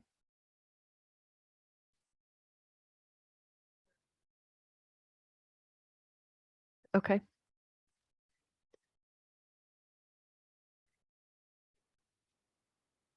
Yes. Oh, I got a thing coming out my head. No. Little shadow.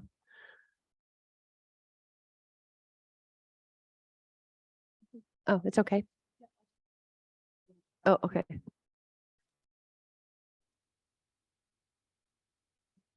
Sure. Not flapping. Good. Perfect. How are you, Melissa? Was it too much? At some point, it seems like it would be. Do it here. Come up here.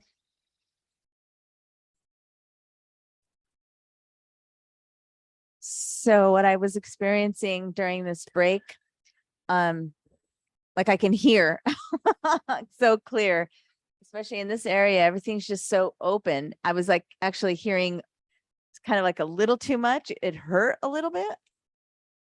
So I had to ground. I did a grounding technique and then I stood outside in the sun and that definitely helped so much. The Now sun helps it's a lot. kind of normal. But my jaw is still really open. I think that's all, working all in this area. It just feels Mhm. so open. Good. Excellent. Thank you. We probably should do a few grounding things, right? Maybe I'll do I leave this on or off. Okay, I'm going to do a separating heaven and earth, connecting, whatever. It's been called both. I don't know what we call it. What was that?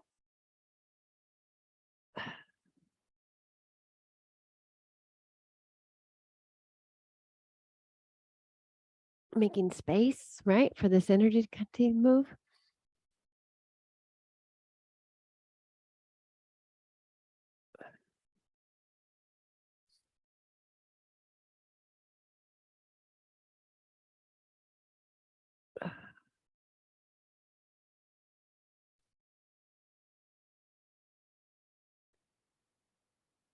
We haven't even started figure eighting in the field yet, so that's going to be fun. So one of the things we noticed with the different people so far was doing the fork on the point, pointing the fork at the point, completely different sensations. So there's so many varieties of varieties of things you could do. We're going to move. We should do some more hookup.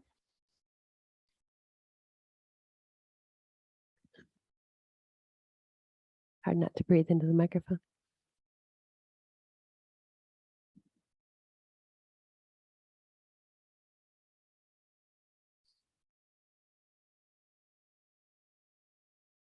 I'm gonna thump a little bit.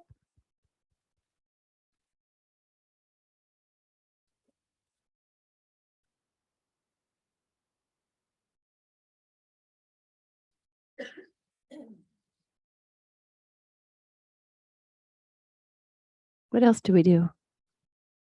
Oh, there we go. I think I'll sit down and do that one, the wing cook.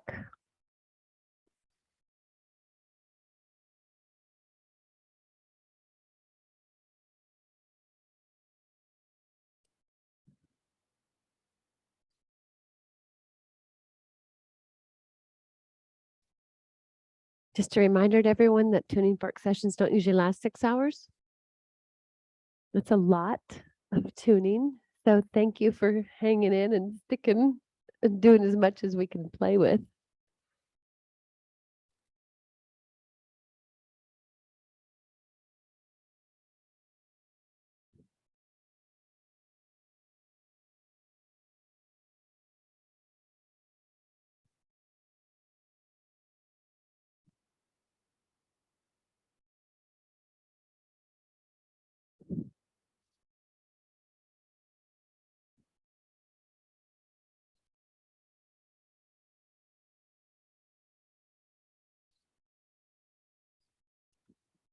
Crown pull, let some of that energy move, right?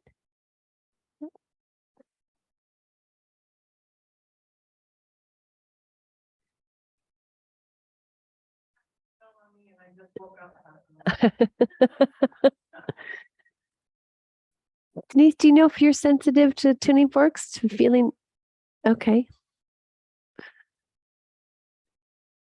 Yeah, it'd be nice to find out. Yeah, otherwise I need Cindy. Because I can't keep using you. It'll hurt you.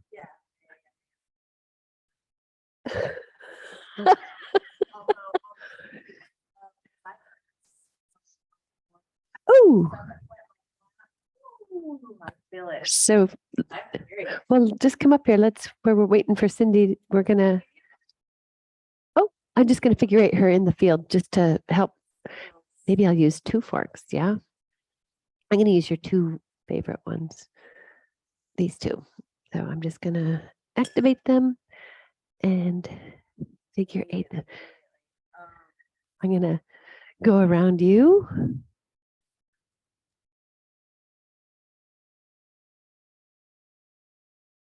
And I'm gonna activate him again. Teresa, I'd be happy to have Teresa on the table. Good. Hopefully that stabilizes things for you. Thank you very much. I'm ready to start one of the protocols, and I can use Cindy or I can use you. I know that you are, Cindy felt it a lot, as did you.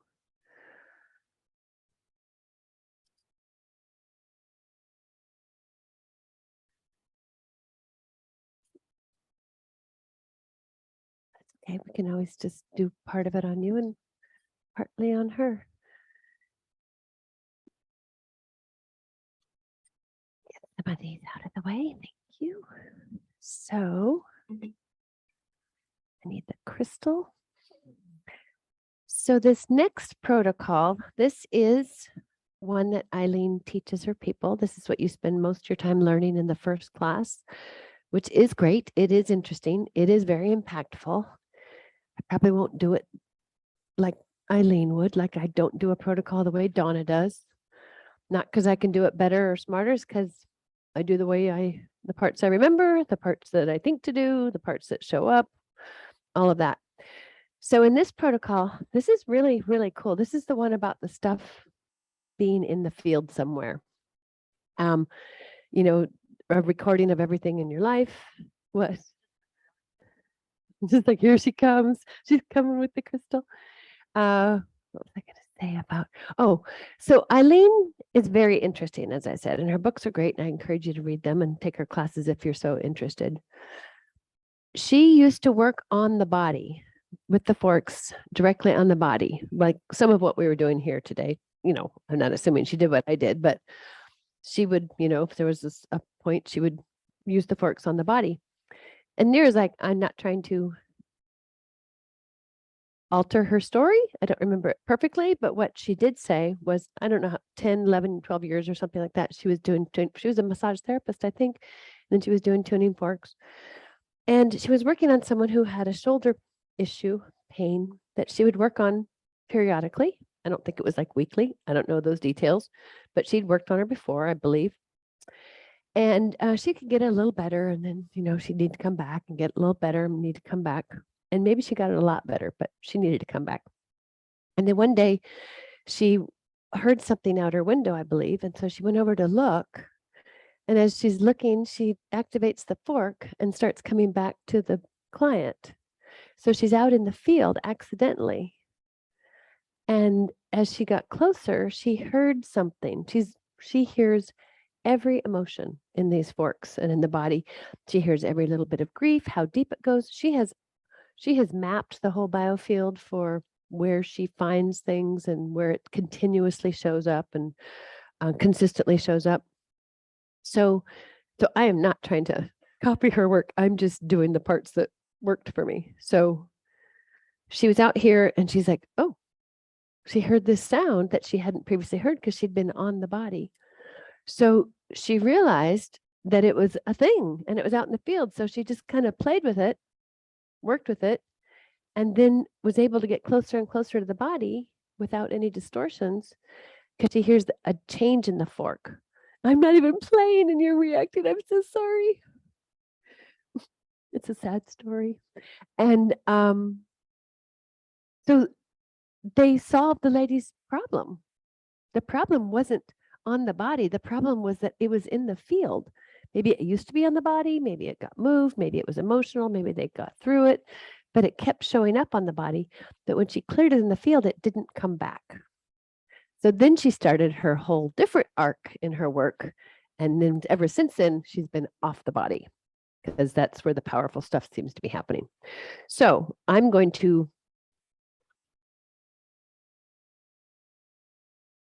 oh yeah, oh, we do need, it's on the table amongst the tuning forks. Go ahead. Oh, you want to say something? Okay. I'm going to have a drink of water. Everybody drink. Drink when the teacher drinks. Drink when your mother drinks. When you were out there just talking, were you hitting the fork? Because my Yeah, right shoulder could feel that. It was a weighted fork, so you weren't hearing it. I but wasn't yes. hearing it, but I felt it, and I was. It's like, oh my I don't God. know if my right shoulder was happy with the other person's. You were right resonating with shoulder the feeling. story. Yeah. Of course you were. Okay. So here's how we do this. In biofield tuning, I'm just telling you this. I haven't used it this way, but this is how they do it. And I don't want to completely butcher what she has taught because it's really great stuff. We're going to spin the crystal to tell us which chakra wants to be worked on. Okay. We're not going to test. We're going to spin the crystal. I did this the first time. It was like, oh, cool. It works exactly the way they said, because you're stepping into another consciousness, another field of knowledge, another field of learning that's established, and it just works like it's supposed to. They also check the feet and the knees. And in the class I was in, everybody had feet and knees. I think mine was my throat, so it was all right by my ears, which is very challenging, but it was a little more interesting than watching feet and knees again. So I will test them because that's how I learned it. I have yet to work on the feet and knees. I have yet to have the crystal show me that those are the ones. Maybe it's because I don't really think of them. I really think of those 7. But when it be one of these days, it'll show up as feet and knees. But for now, so I just so y'all work with a crystal. And I didn't used to before these classes. I didn't work with any, and this isn't even a crystal, it's clear glass. Sometimes when we clear a chakra, we can just hold it over something and it'll start spinning. I'm not spinning it. I'm not trying to secretly spin it. I'm trying to hold it still. I hold my arm still and I can still get it to go. I mean, I don't get it to go. It just goes, right? So that's kind of the premise here. When this spins in a circle over one of those areas, it doesn't need our attention. When it goes back and forth, it will. That's what we're waiting for. So I'll just start here and it's spinning. So it's going to keep spinning. I could stand here and it'll just keep going around and around. So it doesn't need that. Doesn't need that. Doesn't need root. Doesn't need second. Going up to your shoulder. Doesn't need third. Oh, there we go.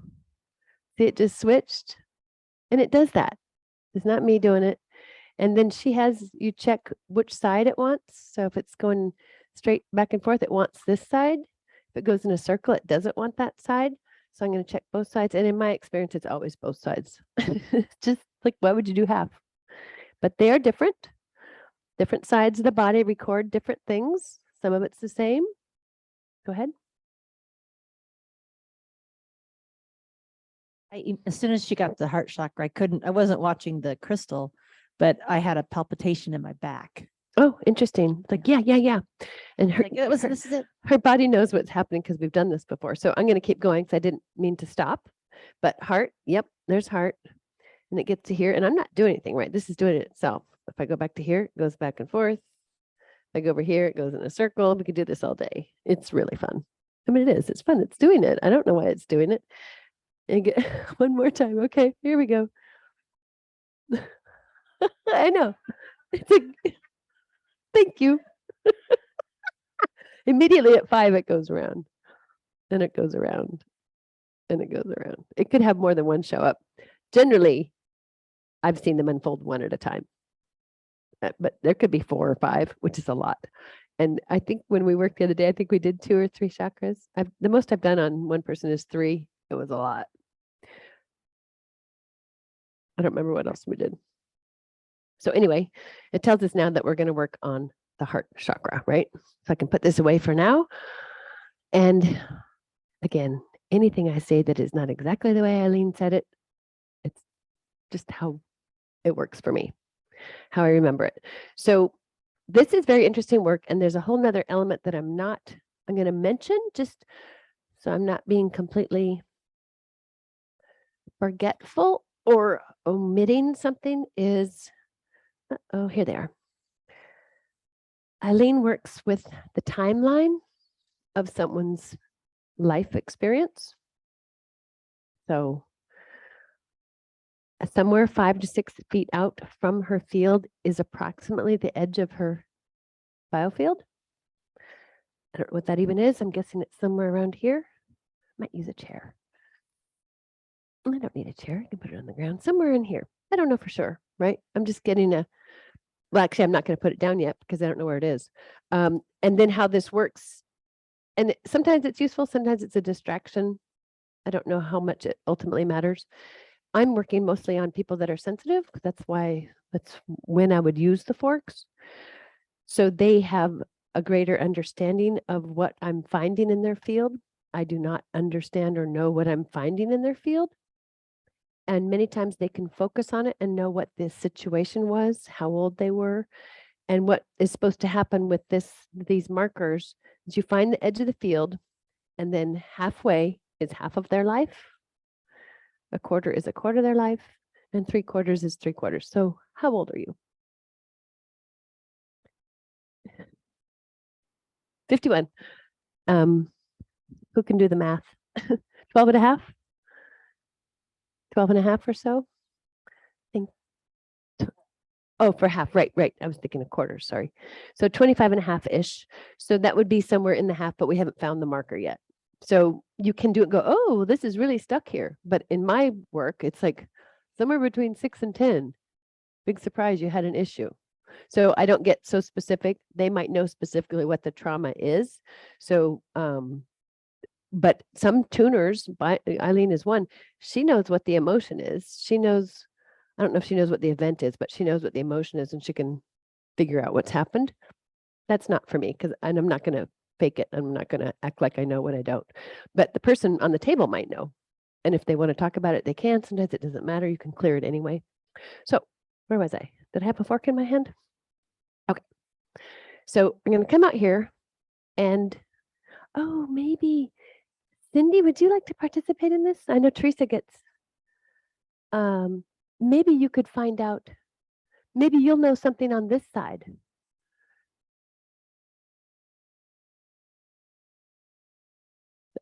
I won't be out here very long, but I can understand that you need to do that. Correct. Gotcha.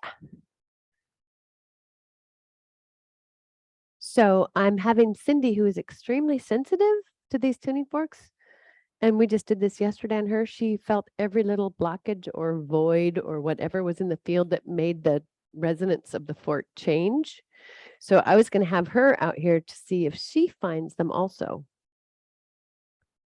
No. I want you, but because I'm going to need her also. I don't want to burn her yet. I just want to use her up, spit her out.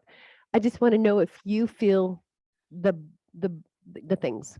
So right? So we're never before done.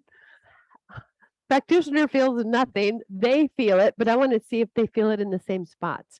So I don't want you guys to communicate that. It's not a secret. I just want to see if you feel it and she didn't, or she did and you didn't, or whatever, right? Okay. And someone has to alert me somehow. Anyway, we're just going to start. So I'm going to try and find the edge of a field. I don't know where it is. Okay. Someone will have to tell me though, because I'm not paying attention. So I'm just outline in line with the heart chakra. And this is just an added cool, interesting bit of information. When I had one of my sessions done at the biofield, at the practitioner classes, which is longer and more of these, the lady that was working with me, and this was up to her, and maybe she always does this. It's the only one I saw them do at the time, was she was like, whoa, I think I really need to go out in the field. So she went like across the room. And apparently that was a past life clearing because it wasn't in my life. It was way over there and ancestors and people gathered and all sorts of stuff. So things could go on. And I'm not trying to demonstrate that here. I'm trying to show you that there is a line where the membrane is, which is about where birth is. You can get pre-birth, you can get conception, you could get beyond that. I'm not trying to demonstrate that, but who knows with these sensitives what they'll pull up. Okay. So I'm just going to come out beyond where I think her field is. And I'm going to slowly come in. And I have to keep the fork. Did you put your thumb down? So it's a spot there? Oh, see. I'm not communicating properly. Okay, I'll start. So the other thing with these, when you're doing this, you have to, if there's a little ball, a little void, a little snag, a little tangle, if there's a whatever, you have to keep the fork activated or it won't do anything. So it's not going to, as it's going, it's not going to do anything. So it's keeping it up, keeping it high, keeping it active. Okay. So that's what I'm going to be doing. So I'm out here. You tell me, somebody, if there's something. Not even. Oh, see, we're way out in the field. I don't know how far is that. What is that? 10 feet? And both of them felt something out here. Okay. So this is really interesting. So is this another life? I don't know. Is this in utero? I don't know. If anybody knows, they can tell. It doesn't really matter. We get curious, but we're clearing it all the same. So after you hear enough stories of people, it doesn't really matter. Like, yeah, we all had one of those. Somebody tell me when to move forward. Is this a lot? Okay. Oh, I can move forward. Okay. And I'm not pitting you guys against each other with your information. I just want to see if you each get the information, both as a receiver and an observer. So I'm still moving slowly till someone tells me to stop. Stop. I'm stopping. And here's something that we do. So this is a time when you keep the fork activated because we have a thing, a block, something that interferes with the flow of energy. And we either keep doing it for a really long time, depending on how big it is or how sticky it is, or we go up in frequency, or we go down in frequency, or we use a crystal to help kind of blast it, or we point this at it. Okay. Tell me when to go. Yeah. Okay. Okay. So it's kind of repetitive. Is that to stop? Okay. So one of the things we could do is, I said we could point it. I have trouble standing still when I do things. I like to do more than one thing at a time, like make figure eights or something. So that's what I started doing. We're not supposed to feather it back and forth. So I started going big figure eights in the field. What? She likes that. I was okay. So I can move forward.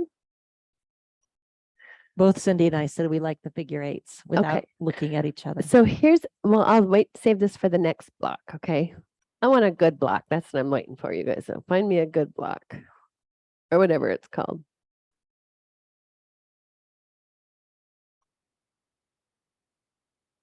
There. So one of the things that occurred to me, if we are clearing something from the field, from this chakra, what about all the other chakras at this time that we're clearing on? So this is whatever age this is, or pre-birth, whatever age it is. Why not? Don't we have to kind of assume that more than one chakra got impacted by whatever it is? I kind of assume that. I doubt things are just one chakra, right? So I started going longer, like, oh, let's go through the whole field at this point and see what that does. Because it doesn't hurt me, right? And am I clearing stuff from that? If that was a trauma, am I clearing it from all the chakras? I don't know. The pain in my jaw finally went away. That started with the forks. It started, yeah, as soon as you started, I had pain in Started my with jaw. the forks, ended the forks. So it just seems interesting to me, since I don't want to stand still, and more than one chakra got impacted at this time, whenever whatever this is happened, that including the other chakras, why not? So I can move forward now. All right.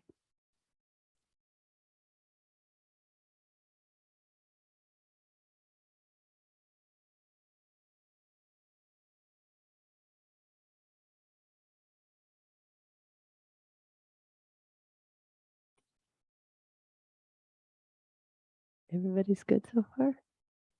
So now that's interesting because usually I yawn or I feel tightness in my jaw, but now I'm having little bloops in my stomach. Okay, but nothing to have me stop yet. Yeah, nothing to have me stop, but Okay. I still, even though I don't feel it intensely, I'm having You're little having, okay. things. And what's interesting is we're probably now about where a normal session would sort of start. But since I had extra room, I went out. In my office, I only have so much room, so I go as far as I can. But now we're getting into what would likely be this. And here we go. So here's where you can either do this big figure eights to kind of, and we can do little figure eights over that particular area. We can point it at it. And we have other stuff. Is this a big one? Is this a sticky one? No. We'll find one. Okay. Oh, okay. So it's kind of filling up the void. See, I just try and find out with all my questions what we're doing, but I know what to do. I just don't know what's happening. So I have these trusty people with me. Okay, so keep going. Okay, here we are. So Melanie, when you talked about your office being a certain size, that kind of relates to one of the questions that was asked. Okay. Do we use our intention to get it out that far for self-care? I've not done this on myself for self-care. I think it's a two-person job. I'm sure you can do something on yourself. I don't know. Okay, okay, perfect. Okay, so for the sticky ones, I could change forks, try a different frequency, or I could use this crystal. This is something that Biofield Tuning recommends, is the Lemurian seed crystal. I don't know exactly why. They have said something like, and I don't want to repeat that because I don't know if it's true. And I mean, I don't know if I'm saying it right, so I'm not going to do that. This is a recommended crystal for this work. And I need a flat surface so I can put the fork on it, and then I'm going to point it at her. It's kind of, I don't know if it's a new age version of a laser. I don't know exactly what it is, but it's interesting to hear what people say.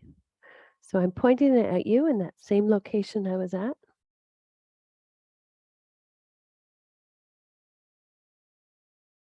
You got to manage a few things in your hand at the same time.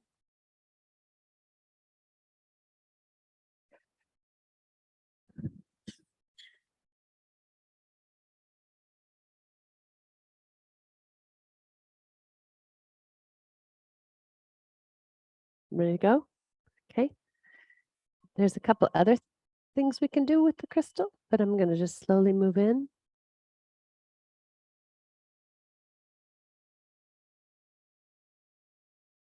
And I want to go slow so I don't miss something.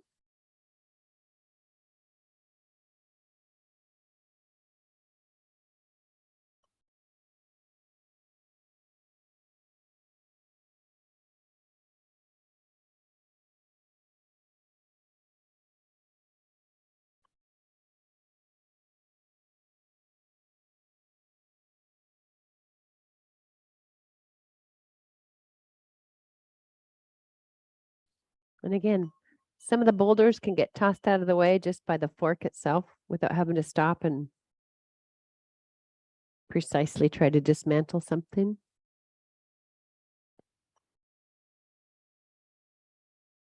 There's yawning going on.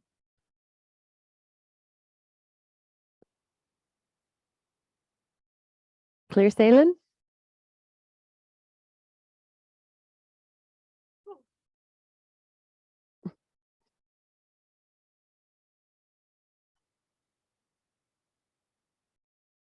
Oh, good.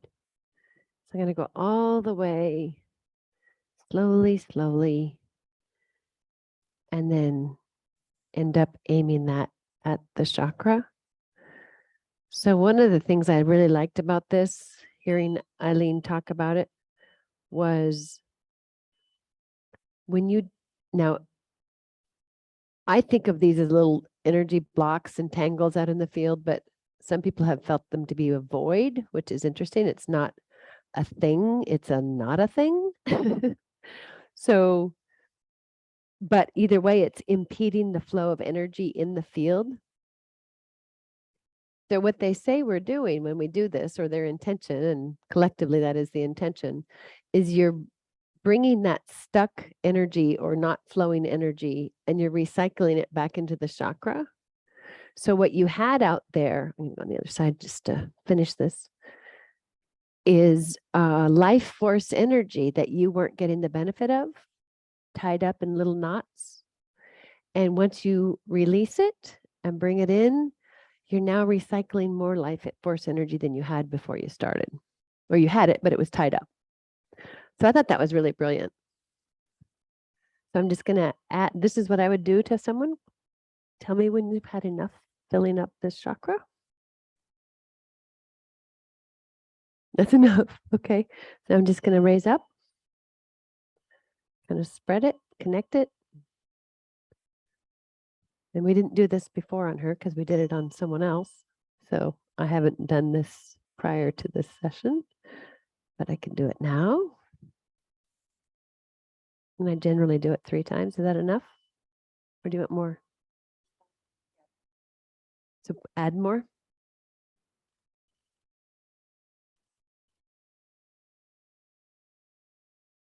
It's really fun to work on energy people because when they know stuff and it's just delightful to see so much happen from something that isn't there, you know?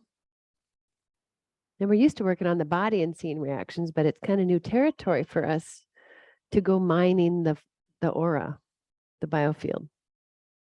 Okay. And up and up. Take it up.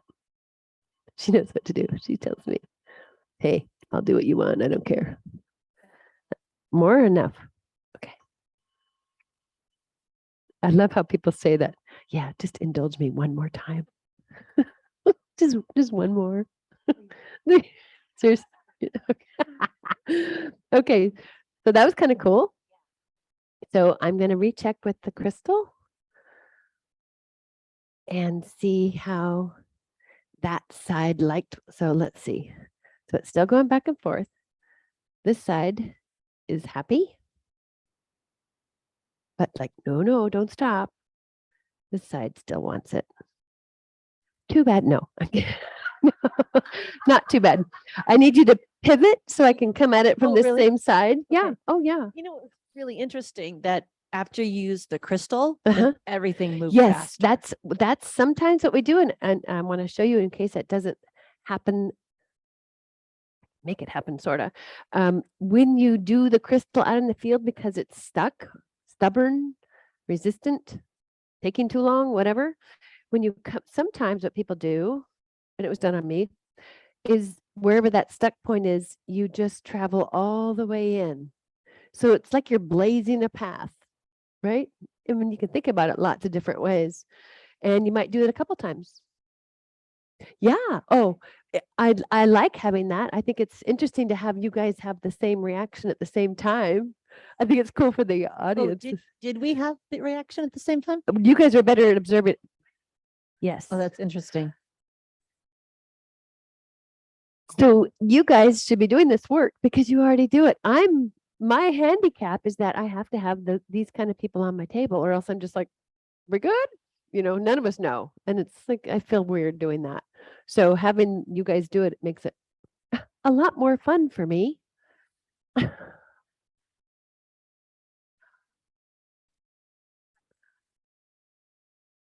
And that's an Eden thing. That is not something they do. You sit out in the field, you can go up and down. And I'm like, oh, what about this? And I was like, instantly, that was cool. And then bigger. I mean, why not? So there are just I comments about added something. how Thank you very much. both of them, both Cindy and Teresa reacted to the figure eights that were happening and how they just both got really excited. There is a question. Sure. Do you need to change the That I'm camera not- if I'm out here again? I will. Okay. Yeah. Go ahead. I'll come back in. There's a question, and I'm not really sure I understand it, but you might. Do you work in the ancestral river and world heart? Ah, yes, that's a biofield tuner. I didn't really understand that part. I mean, I kind of did. So Eileen talks about, and she has these maps. I even have one. I haven't put it up yet. One of these big posters of where she has mapped specific emotions regularly on the mother side and on the father side, or on the yin side and the yang side, to do with mother and father. And on each side, somewhere out in the 8 to 10 inches, I believe, from the body, is what she calls an ancestral river. Like, what do we do with that? Does it want energy? Does it not want energy? Is something coming up in there? Is it not? I don't know, but I do mention it to people when I'm doing it now, especially now that it's been brought up. You know, we have a lot of ways to deal with energy, and not just our own. We were talking about this week. Of course, we always talk about it. We have our genetics, we have our epigenetics, we have karmic things, however much we understand about that. We have ancestral things. There's probably more that I'm not thinking of. So we have a lot of influences on us, and we don't always know where it's coming from. So I think we're supposed to, there's enough of those influences that we don't never, ever necessarily get to understand all of it, which is part of the mystery, which is kind of cool. You can go, whatever, I can't understand it all anyway. So sometimes with people, especially sensitive people, when I get to that area, I might, especially if they've worked with me for a while, I'll say, this is what Eileen calls the ancestral river. And it's on the yang side, so it's on your paternal side. I can stop here and put energy in. I can move right over it. I can stay here, and you can see if there's any information coming from there. And I do it that way. I don't know, so I don't fake it, but I do make them aware of it occasionally. Sometimes it doesn't have any relevance. Sometimes, but that's the thing about ancestral and karmic and stuff. They're wild cards. They pop up in our life. That's often where when we do some of our best work, is when somebody had something pop up that they got to deal with now before they can move forward. So we do that all the time. So to have a special place for it, that'd be kind of cool. Just in one area, we know it's kind of everywhere. So I do make people aware of it in case that resonates with them. And then I just let them direct me how to deal with it. And sometimes it's not at all. And sometimes I think it's quiet. Maybe sometimes it's not quiet. Okay, so are we good? I'm gonna. Another Oh, question. sure. Yeah, sorry. Does tuning fork sensitivity mean the aura needs work similar to magnet sensitivity? That's a really good question. I don't know that everything is all the same for anybody who's sensitive. The people here that are detecting energy are sensitive. Do they need work? I think they're regularly doing work in their aura. We all need it with the things happening in the world, with the solar flares and the poles, and not even mentioning politically and everything else. Everybody's kind of in a more upheaval place than we're accustomed to being. So everybody needs more work. I do think that people get stronger over time. I've had people where I did not do sessions with the tuning forks because it wasn't comfortable, which tells me they're not ready. So if someone likes it and it seems to be making them feel better, they might do them for a short amount of time. Work on your field with the forks for a short amount of time, increasing the time over time. I think it's an individual answer, but I don't think they're off limits, but someone else would have to be the judge of that. So someone's wondering what the crystal is, and someone answered Lemurian crystal. Lemurian seed crystal. Lemurian, Lemurian seed crystal. I don't know much about them. Thanks, Alaska Susan, for answering that. Okay. Oh, Alaska Susan. Hi, Susan. Anything else on there? Any questions? Can it in here? clear EMFs in the field? Can it clear EMFs? Well, it's clearing energy in the field. I don't know which ones. The goal is to make the field stronger so you can withstand whatever, but I don't know if EMFs are just floating around in the field or stuck in little balls or part of what the stuckness is in the field. Is it jamming things up? And somebody here had a question? McCusick. I believe it's McKusick. Great books she has. She has 2 so far. I'm sure she'll have more. They're really, really well thought out and ahead of their time. So it's fun for us. Okay. And you're going to move the camera. Okay. Thank you, Cindy, for being so patient. Hello. Okay, so we're out on the heart field and we're out here. And she's like, ah, get away from me. Oh, I have scarves, silk scarves. Never mind, she's already got it. I just like the color. It's okay. If you're not warm enough, I have scarves. Okay, so we're going to start out here again. I'm using the same old fork. Oh well. Okay, Teresa, are you focusing?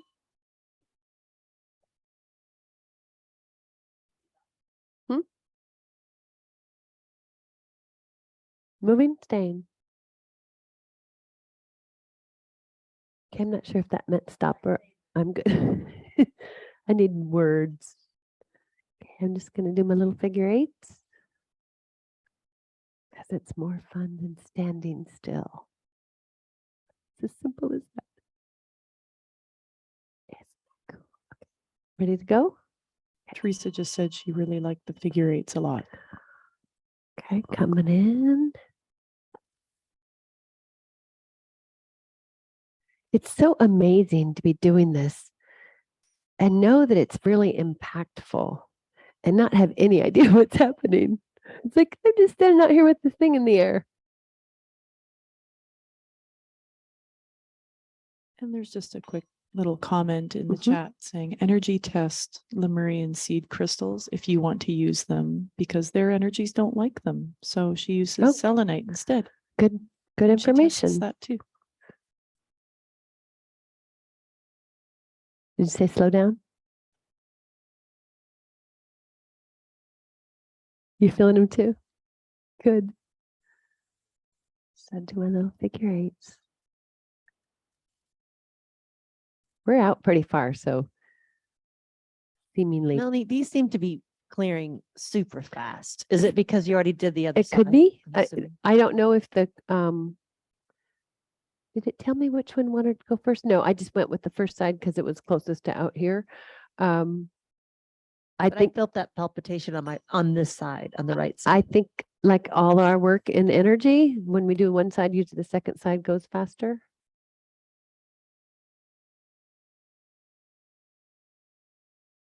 Got to keep the fork pumped up. I'm going to point it at you. I can even figure it pointing it at you. Is that good? Sure. Teresa just asked for the crystal. Because I had some pain in my head and I thought, let's zap that right away. Oh, good thinking. Not let it build, huh?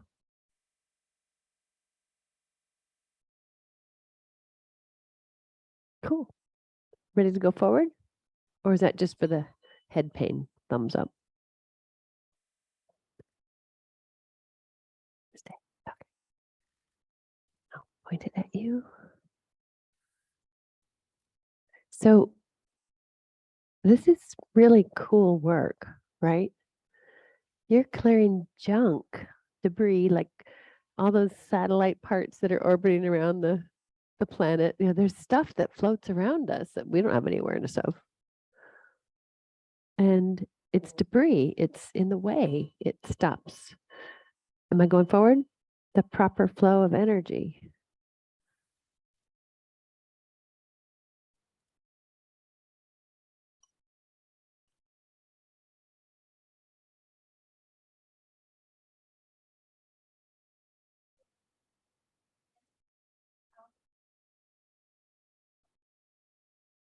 Oh. Well, it might be because I'm down below her. Camille asked, Airstream. Ooh. Camille, can you just come over in front of the Yeah. camera and ask the Use question? the microphone. Because I see her hand moving, but I can't see. I know I know that you're testing and you're clearing straight down above Mhm. the chakra. Mhm, And when you're out here, you're on a level playing field. mhm. And I keep catching Stuff up this higher. kind of on a Ah. higher level in the heart band. Is it coming down? Yeah, like So I keep, maybe I'll get it out in here. Do you think? Is the trajectory such that I will come across it in here? I don't know, but I keep feeling like there's an arc out from up on a higher level in the You mean field. doing it this way? Okay. Like, Okay. yeah, Sure. and or like up higher aiming down. Does that make sense? Kind of. As much as any of this does. Right? Okay, so I'm doing figure eights up high. Whoops, I gotta get one going here. Like that? I had my eyes closed, but whatever you did felt really good. Is that it? Did you see Go something? up high again, will you? I'll watch. Right there. Yeah, feels really good. See? I hadn't even thought to go that way. There's a really high ceiling here too. In my office, I could reach the ceiling with my fork. So That's really soothing. isn't that something? Oh. Another thing learned brand new here. You Leave heard you it people in first the here. same room long Melanie enough. Foster. Hmm? You heard it first. Melanie It Foster. wasn't me, Camille it was did below. Camille. You put enough of these people in the same room and interesting things will happen, right? Should I go forward now? Like we do the lotus flower a lot. You could use the Yeah. fork in a lotus Yes, flower. I have done that. I think that's on the list of things I'm supposed to say. But you said it first.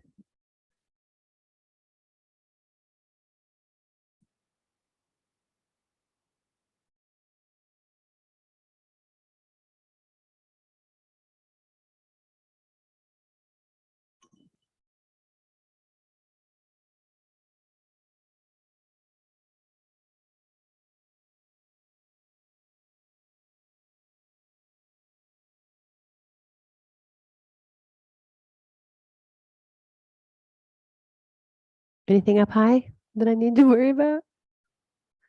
Did you hear what she just said? She goes, no, I forgot about you. Feeling so relaxed, I forgot everything. I forgot you were even here. Forgot you were Okay, very funny. But now do you remember?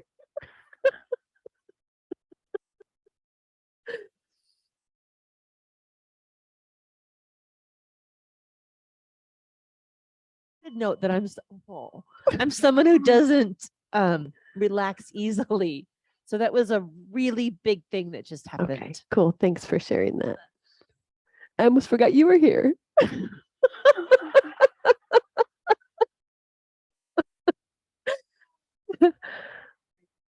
Oh.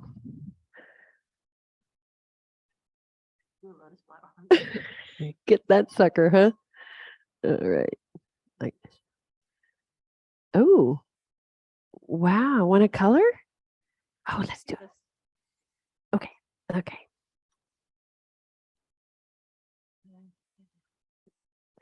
Get it out.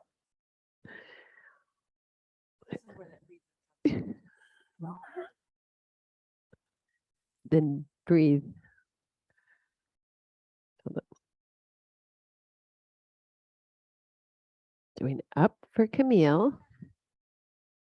This way. Get some little diagonals in there. Oh, I haven't finished my lotus flower yet. She interrupted mid-lotus. I don't remember where I was. Something maybe it was this way. Okay, whatever. Okay, you can feel these things. So I'll just put one here and you see if it's, am I hanging it in the field or I put it on your body? It seems like it was right about here. Does that color feel good? I've had better. Okay. You keep your eyes closed. You tell me. This is the second one. This is red. Here's purple. You know what? I wonder, I think I loaned my pink to somebody. Silly, silly me. Oh, is there pink in the fabrics? Oh. Here we have a pink. How does that feel? Okay. Do you hear which one it is? Okay. Let's do this. So we're right about here-ish.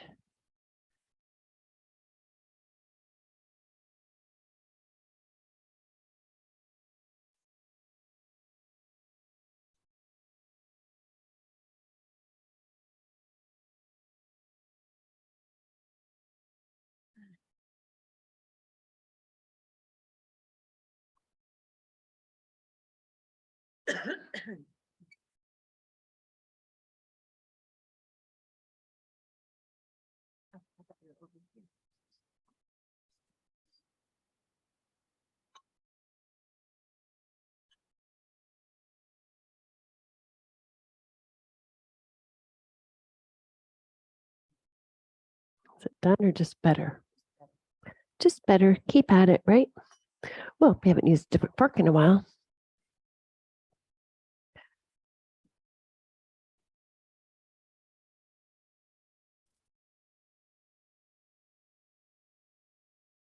Is that helping or not? Is that a good thing? Well, let's get her out. Get her done, shall we? Class is over.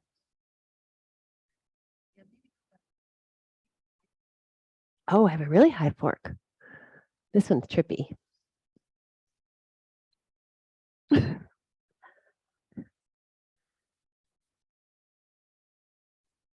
it done? Yeah. I should have warned you guys. I'm very sorry. I forgot there's a Interesting microphone. because I don't really know that much about forks. So the fact that I said, let's bring in a high Oh, fork yeah. Well, there you go. is interesting because like I said, I don't have this background. Susan also says, try white. See how that feels too. It's cleared. Yeah. So we're going to finish coming all the way in.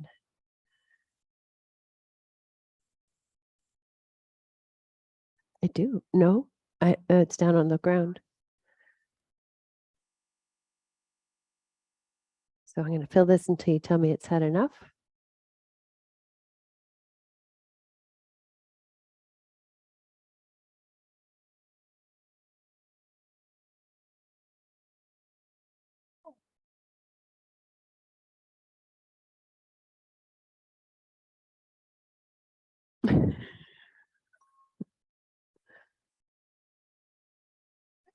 Okay. I'll just, whoops.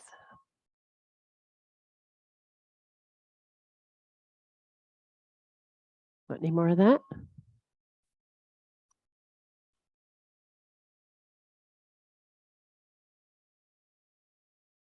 More?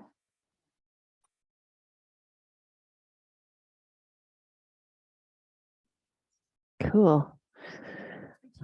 Yes, absolutely. Where did the little, oh, thank you.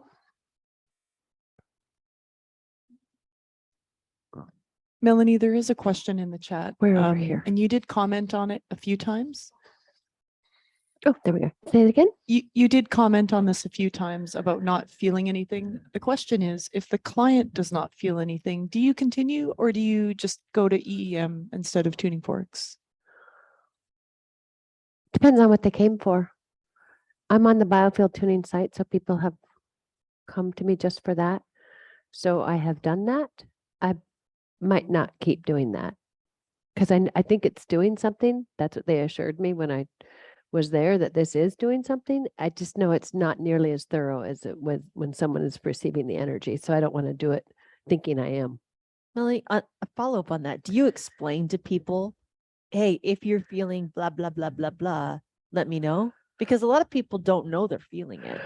The people that I work with are used to telling me what they feel. And you work with, like my clients don't have any idea what they're supposed to be feeling. And so I tell them, if you're experiencing any pain. Oh, yeah, or- yeah, yeah. Yeah. So I'll tell them if there's pain, just like when you're sedating or strengthening a meridian, it sometimes the pain builds up. And I say, well, if the pain starts to increase and it's very uncomfortable, let me know. Otherwise, sometimes it's just building so it can burst through. So on the tuning forks, if you feel this and it's uncomfortable, let me know. If you're feeling it and it is, you just want to tell me what you're experiencing, that's very helpful. So they're pretty vocal. Yeah. It works a lot better for me if they are. Okay, so we just did that side. So we're here at the heart. Oh, heart's circling now. So it circles over here and it circles over here. So just for fun to recheck all of them. There goes the feet. And there goes the knees. And ooh, it's gaining speed as it gets towards the root. Woo! And the second, good. Third, very strong. You're just humming along. Oh, now it wants the throat. Yeah, wants the throat now. I'm game if you are. Well, we can't, we're burning them all up. We don't have many people left. So you should definitely take a break though, and maybe stop and have some water. We can see if there's any, oh, Mike's there. See if there's any questions. There is a question about the using crystals and pendulums. Oh, sorry. This person uses crystals and pendulums for clearing. So for her, a counterclockwise spin is over energy and a clockwise spin is under energy. So she's uncertain if there is a universal spine on the glass crystal to indicate where to work. If I think I understand the question. I guess we would be looking for an area on the body that tests different. Okay, so my experience and what I remember, and maybe it's not completely accurate, but when Eileen did it, or the teachers that work with Eileen, it didn't matter which direction it circled. It mattered whether it went straight or in a circle. So when I decided to learn, and this is what you do, if you learn new modalities, you don't bring all of your stuff to it.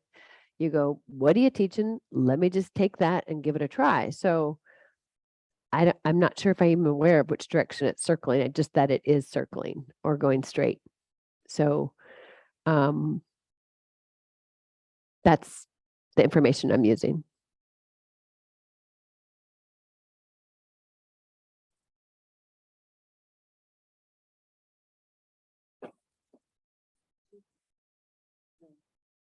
Oh, yeah, we can do that. Want to do it right now? Yeah, it's a good time. We're in between, Yeah. So in between your chakras. do the throat too, if you want, if we end at 11:30. Maybe go a little longer and finish it. Okay. So can we talk about the experience? So Sure. she did this the other day on me and I had so much pressure in my head. I really was uncomfortable. And she said, well, pressure is something called, you have like built up wind. Oh, that. Yes. Oh, well, that's bringing a whole nother teacher into this, which is fine with me. I really like the work. So do you, if that's cool. Yeah. So I listened to a lot of Prune Harris, who was until recently a faculty of Eden. She retired from Eden because she's very, very busy with her own work, which is, I love it. I watch a lot of her stuff and she adds her own spin to things that we've already known. And one of the things that she does, oh, this is the one, that's right. In class 8, you're going to learn about wind points, and there's more than one way to think about wind points. And the way Prune talks about them, and she might have more than one way that she thinks about them as well. I'm not trying to butcher yet a third practitioner or educator. In the way Donna has presented it, it is the Chinese element way, which is that all pathogens come in on the wind. And so if there are places open in your body that the wind can come in, it can come in, which causes its own disruption. In addition to that, it can bring something in with it, a pathogen, emotional stuff, anything that's considered a toxin can come in on the wind.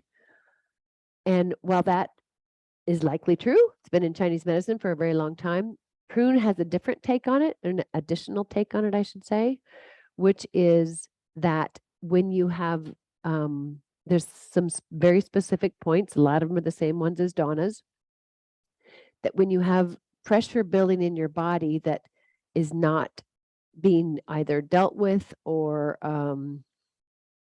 what's the better way to say that?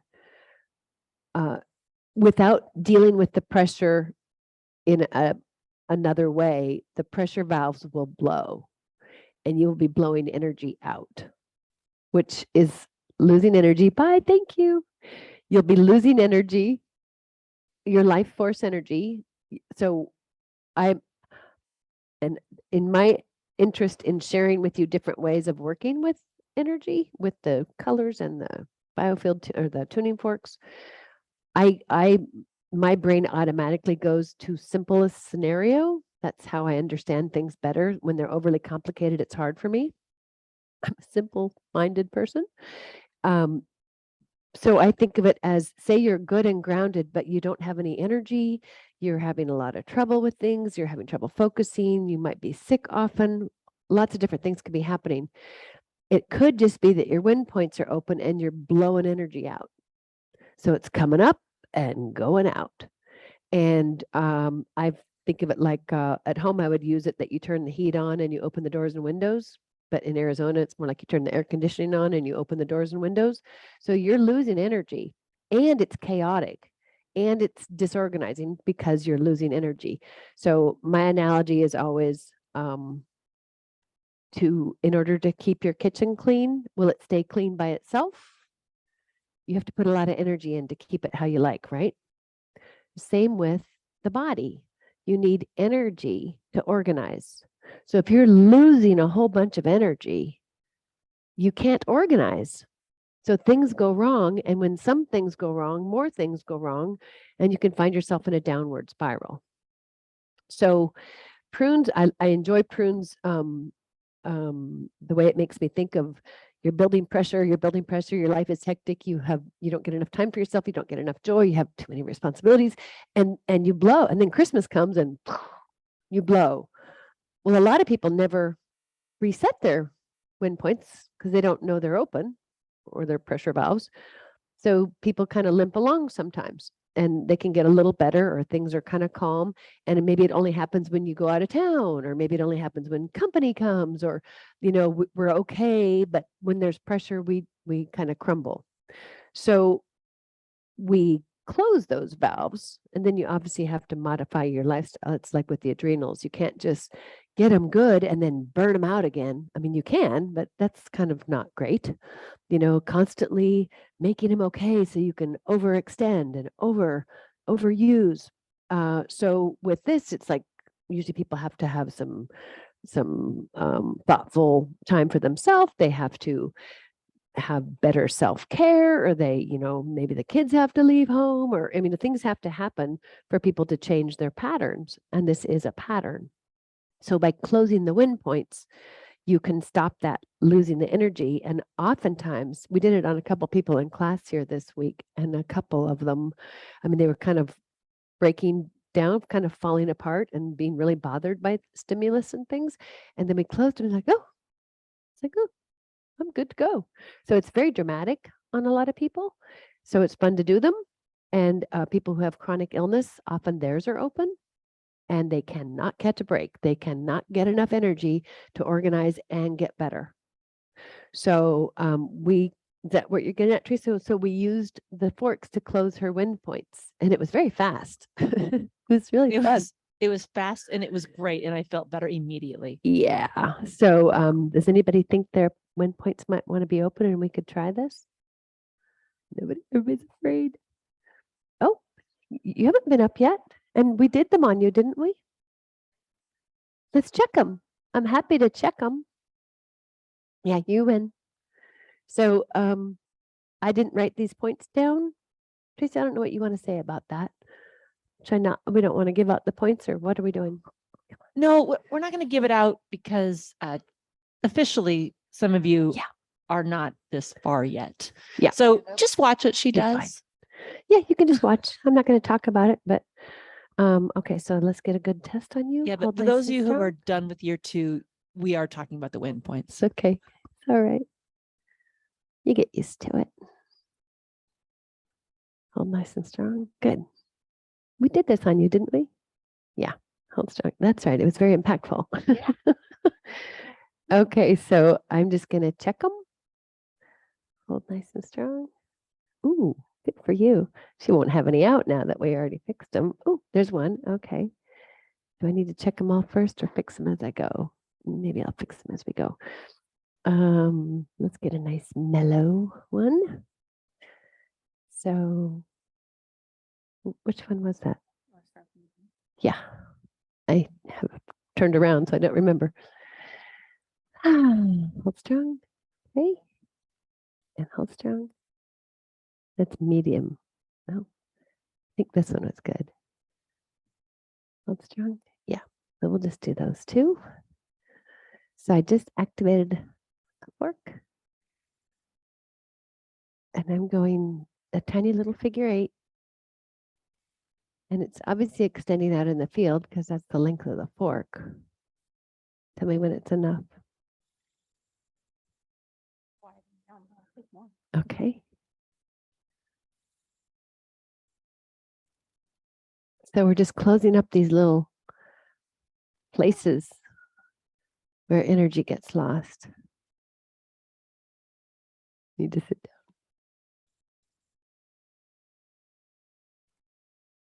Is that good? You want more? Okay, so that's enough for that. So hold nice and strong. I'll wait till you exhale. Hold. Good. This one. Hold. Hold. Okay, now that one showed. Fine. They can show up in whatever order they want. So right up here, I guess you can tell where that is, huh? Okay. It's so interesting to watch people move with energy because energy wants to move and it makes them move.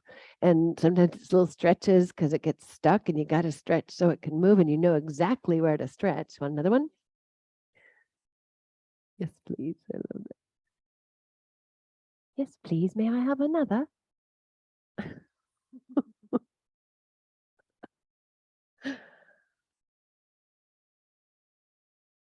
Want more? Or is that enough? How much time? One more? Or That's the one. okay. Oh, I'll hold on to you. Do you want to sit down and shake your leg? Like a dog. I know what they're feeling when they do that. Okay. That's what I keep asking. Yeah, have a little seat, maybe. All right. Okay, so that's that one we did, right? Pretty sure it's strong from her reaction. Hold strong. Good. Hold strong. It'll be fun to see if these hold longer on you, right? So cool. The first time you did it, I was so alive. I just wanted to Here. go everywhere. And that's how it is with microphones. Okay. The first time you did them on me, it was so amazing. I just felt so good and so alive and so here and great. And now you'll feel that again, won't you? Okay, so now this is going on your head here. Does that feel okay?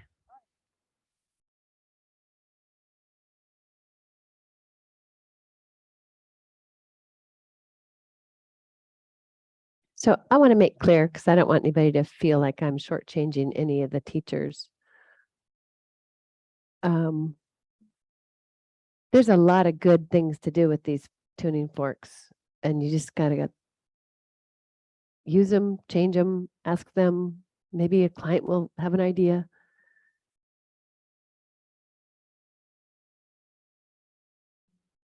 Another one, or that's enough. Become like a little kitten. One more? Is that enough? Well, I don't want to push anybody over. Let's see, let's test it. Okay. Too much of a good thing. Hold nice and strong. Good. Let's see about the other side. Hold nice and strong. Okay. And that's the thing about our testing. You know, yes, it's true. I didn't test the Lemurian seed crystal. I haven't tested I didn't test this on her, but sensitive people know right away, usually if you're using something that they like or don't like. But the fact that we can test makes it so much easier and faster for our people.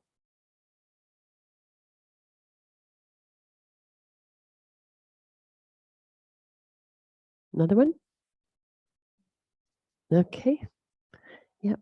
Hold nice and strong. Good. There's another one over here. They might not all be out. Oh, sorry. That last one felt so good, but for like a moment, I was just somewhere else. No problem. Ready? Okay. Hold strong. That one's good. So any of you CP grads, you'll know a lot of where I am. Hold strong. Okay, now I'm going to come behind you, kind of. Well, I can't really test. Yes, I can. Give me this arm. So hold strong. Hold. Hold. Well, these are holding. That's really great.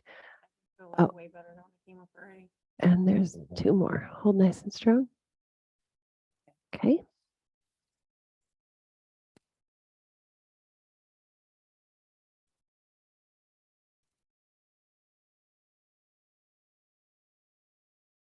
Now you didn't change tuning forks, right? Mm-mm. It is a completely different vibration. It's like Well, that's when we had Melissa on the table.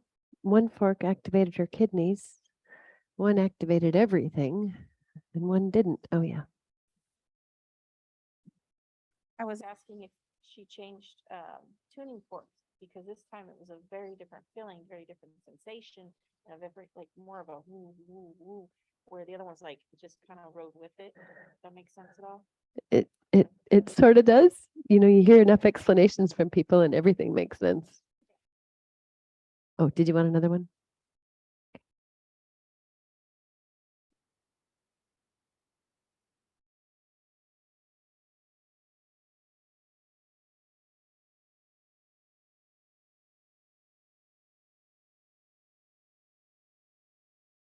This would be a really fast way for you to do your, I guess it's not that fast. It's taking a while, but a pleasant way to do them. Do you want another one or is that enough? Okay, so let's check it. Oh, yeah, thank you. Hold. Good. Try the other one. Yeah, the other. Other side. Hold nice and strong. That one might have resonated over to I there. did feel like it's going that way. I was going to ask if when types can do that. If you can go. And then Don, will you use the mic on your question, please? I'm going to do a follow-up point on this. So she'll be, Can Dawn ask her question again real Oh. quick? Asking if it could go over that way because it felt like it was going that way, and then you said it could resonate on the other one. it seemed to So, have, yeah. we didn't check that one first to see if it was So out. I'm confirming it did. But good. Okay, so now I'm going to just do a couple spleen 21 points. These are not ones that we had on our list, but maybe they were. I don't remember. So I'm going to look for your spleen 21. It's on the midline, about halfway between. So I'm guessing it's right in here. Does that feel? Oh, I'm not far back enough. Is that it? Okay. Okay. finger on it so I can find it. You can leave your arm down. Oh.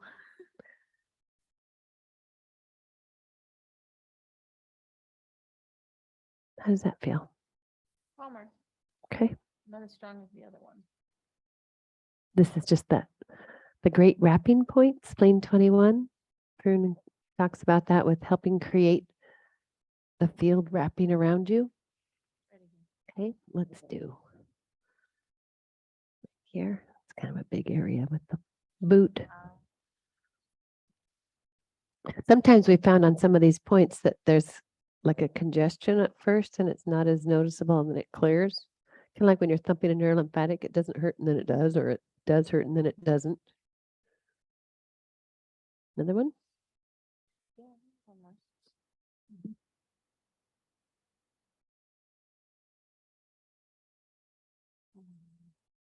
And as a practitioner using the forks, I'm getting a lot of benefit. My hand is on the fork. I'm getting every forkful that comes in. Yeah, that one's a lot stronger than the two before. And I noticed when we were doing them on the tables over there, we had one that was like nothing. And all of a sudden, when she went back the second or third time, it was like, whoa, everything just woke up and was It- going.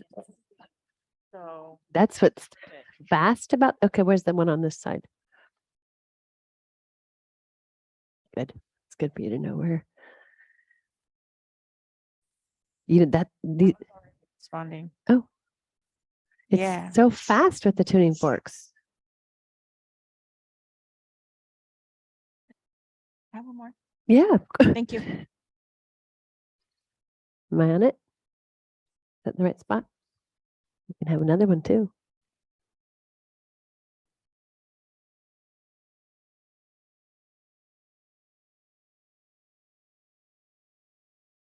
More? Yes, please.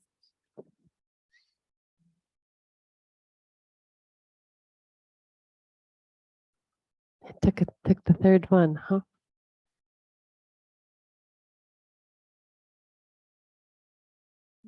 And it's really nice with these. It creates ease in the body. Whereas if we're thumping stuff sometimes, not that we don't and we should, but this is a kind of nice. More? Is that enough? I think that works. Okay. Cool. Thank you for demoing that. Anything you want to say? How do you feel from having a bunch of them open? Yeah. Oh, we didn't test those. Those are spleen one. We just did them to help with the process. So when you came up, over half or so half were open and half were closed. How do you feel now? More normal. Sometimes, sometimes we're just aiming for normal. Yeah, I feel like I can feel and know like everybody what's going on, and so I You like have that. all your Yeah. available information coming to you and you can Yeah. receive it, but yet you're not vulnerable. Yes. Thank you. Yeah, Good. you're talking. You learn a few things over the years. I already have a mic. Okay, cool. Thank you. Yeah, you can go. You're welcome. Thank you. Oh, it was fun. Okay, any other questions? Not yet on the chat. That was great. I That was love that great. Dawn is like a used car salesman. That like you go and bring your car in for a tune up and you say it goes. Isn't that cool? Whoosh. So So simple. I'm looking for Yes. hands up on the chat. I don't see any yet. Okay, we have a question here. Yes.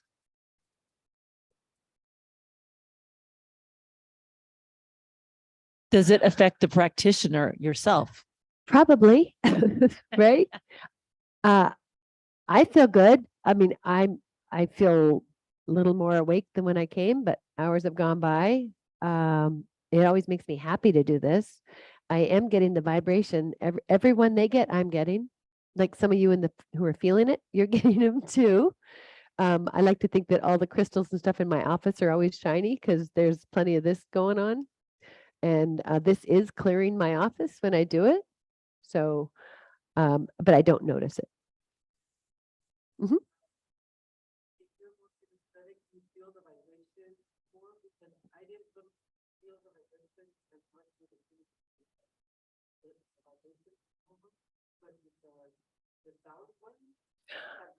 Oh. Interesting. I am What was tonal her also. question? Oh, I'm sorry. Thank you. She wondered about having your, what do we call them? Our learning styles? What are the, yeah, sensory styles. Thank you. She is tonal and she was able to hear and react to the forks from what she heard. Are you also kinesthetic? No, she didn't feel anything in her body, but she was able to hear it reacting, not just like I heard the fork, but she was yawning and all sorts of stuff. So she was having reactions to the hearing of it. How about your other modality? Or do you have another, did you have another way to perceive it? Not digital or visual? No. You It's have to, interesting because I just want to point out she was using the weighted fork and she was able to hear it off the body. oh, interesting. Good.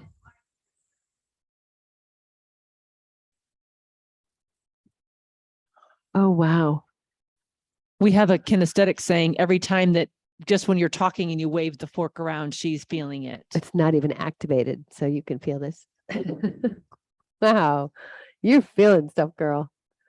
That's a lot because they're just sitting there. So, oh, because when I'm moving them. Wow. Wow. Yeah, and when I was up on the table when you were talking, that's how I felt too. It was like this. Oh, something's moving around me. Wow. So it's interesting that the people here are really feeling it because they're, they worked on each other for a minute and now they're feeling it every time someone else is on the table. But I want to point out that the people online are also feeling it from this. So the kind of cool thing about this, I guess some of you guys were here earlier when I said I used to in the little class I taught in the yoga studio, I would line everybody up against the wall each week and I would do the vortex on them at the same time just because it was fun. This is the same thing. I can do one session and you guys are all cleared.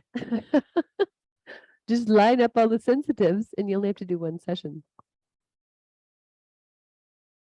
If you're not you're either benefiting or you've gone over the top and it's no longer benefiting. You're on some curve of that, I would imagine. So before we break, we absolutely will go out and ground, Yeah. maybe do our DER again, just to Well, clear we- ourselves because yeah. we're not done. Can I do some questions from the chat? Sure, please. Okay, when Dawn was up there, were you were doing spleen 21 points, and did you figure eight them too? I don't think I did. Kind of what? Can you I don't think I did. angle? Can you angle your body to the and kind of show what you were doing on the spleen 21 or explain I it was just again? holding the fork on them. Okay. I usually figure eight things because I do that rather than sitting still with something. So I'm surprised I didn't, but you caught that I did not. You're right. I did not figure eight them, but I usually do. And I'm just curious, I can't see from here. Is that the boot with the holes at the bottom? Yes. Okay, but it doesn't matter, right? No, That's, it's you know, going to play with travel. it. It's going to conduct whether it has the holes or not. I think the holes are kind of cooler, but the whole fork vibrates. So it doesn't really matter what's on the bottom. I mean, people that feel it, maybe they'll feel it differently, Yeah, but it's the same thing.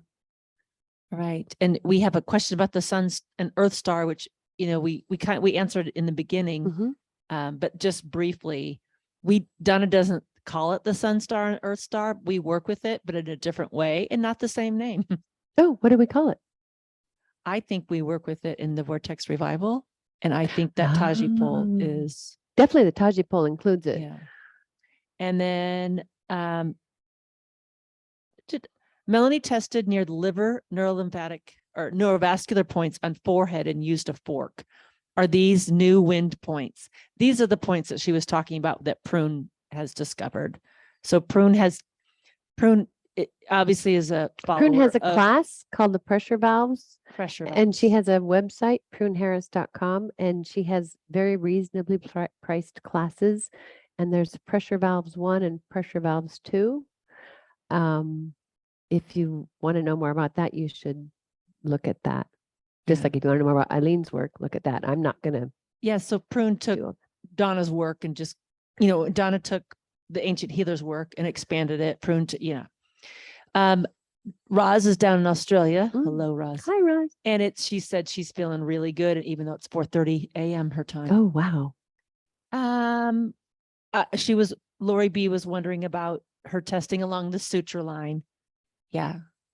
So, Dondi and Donna talk sometimes about the sutures too. You could test the sutures and you Test the could suture lines. That's a blast them with the great tuning idea. fork. Can you do that real quick on me? Excuse me? Will you check my sutures? real quick? Sure. Okay, I'll come up there. Good one. Nice grab, Teresa. Okie dokie. Check right here. First, I have to check know. right here. Hold strong. Hold. Perfect. She's like, get on with it. Here, you 3-finger notch where you want me to test. Hold strong. Whoa. Oh my gosh, there's just nothing in there. I know. Okay, so let's put these. Which do you want, a noisy fork or a not noisy fork? Let's test you. Oh, okay. Okay. She just wants it done. Let's stick this up here somehow. Somewhere up here. Hold strong. Whoa, not that one. What noisy? Yeah, that's what I want. Hold strong. Well, you do. Maybe it won't take very much. Okay, so you seem to have spots specific in mind. Here, why don't I hand this to you? You do it and put it where you want it. My job gets easier and easier. Just go ahead and play. This would be a good spot for a booted fork. So you're not jamming it in your head. But you want to stop it before you start it again because it doesn't have a second vibration in there. It is a good hit too. Nobody's mentioned it's a tiny bit of a challenge to hit the tuning fork right. Seems like all you do is bang it, but you kind of want it on probably this far down from the tip of the fork. I like what she said, no one. Gotcha. No one mentioned it. How do we hit the fork?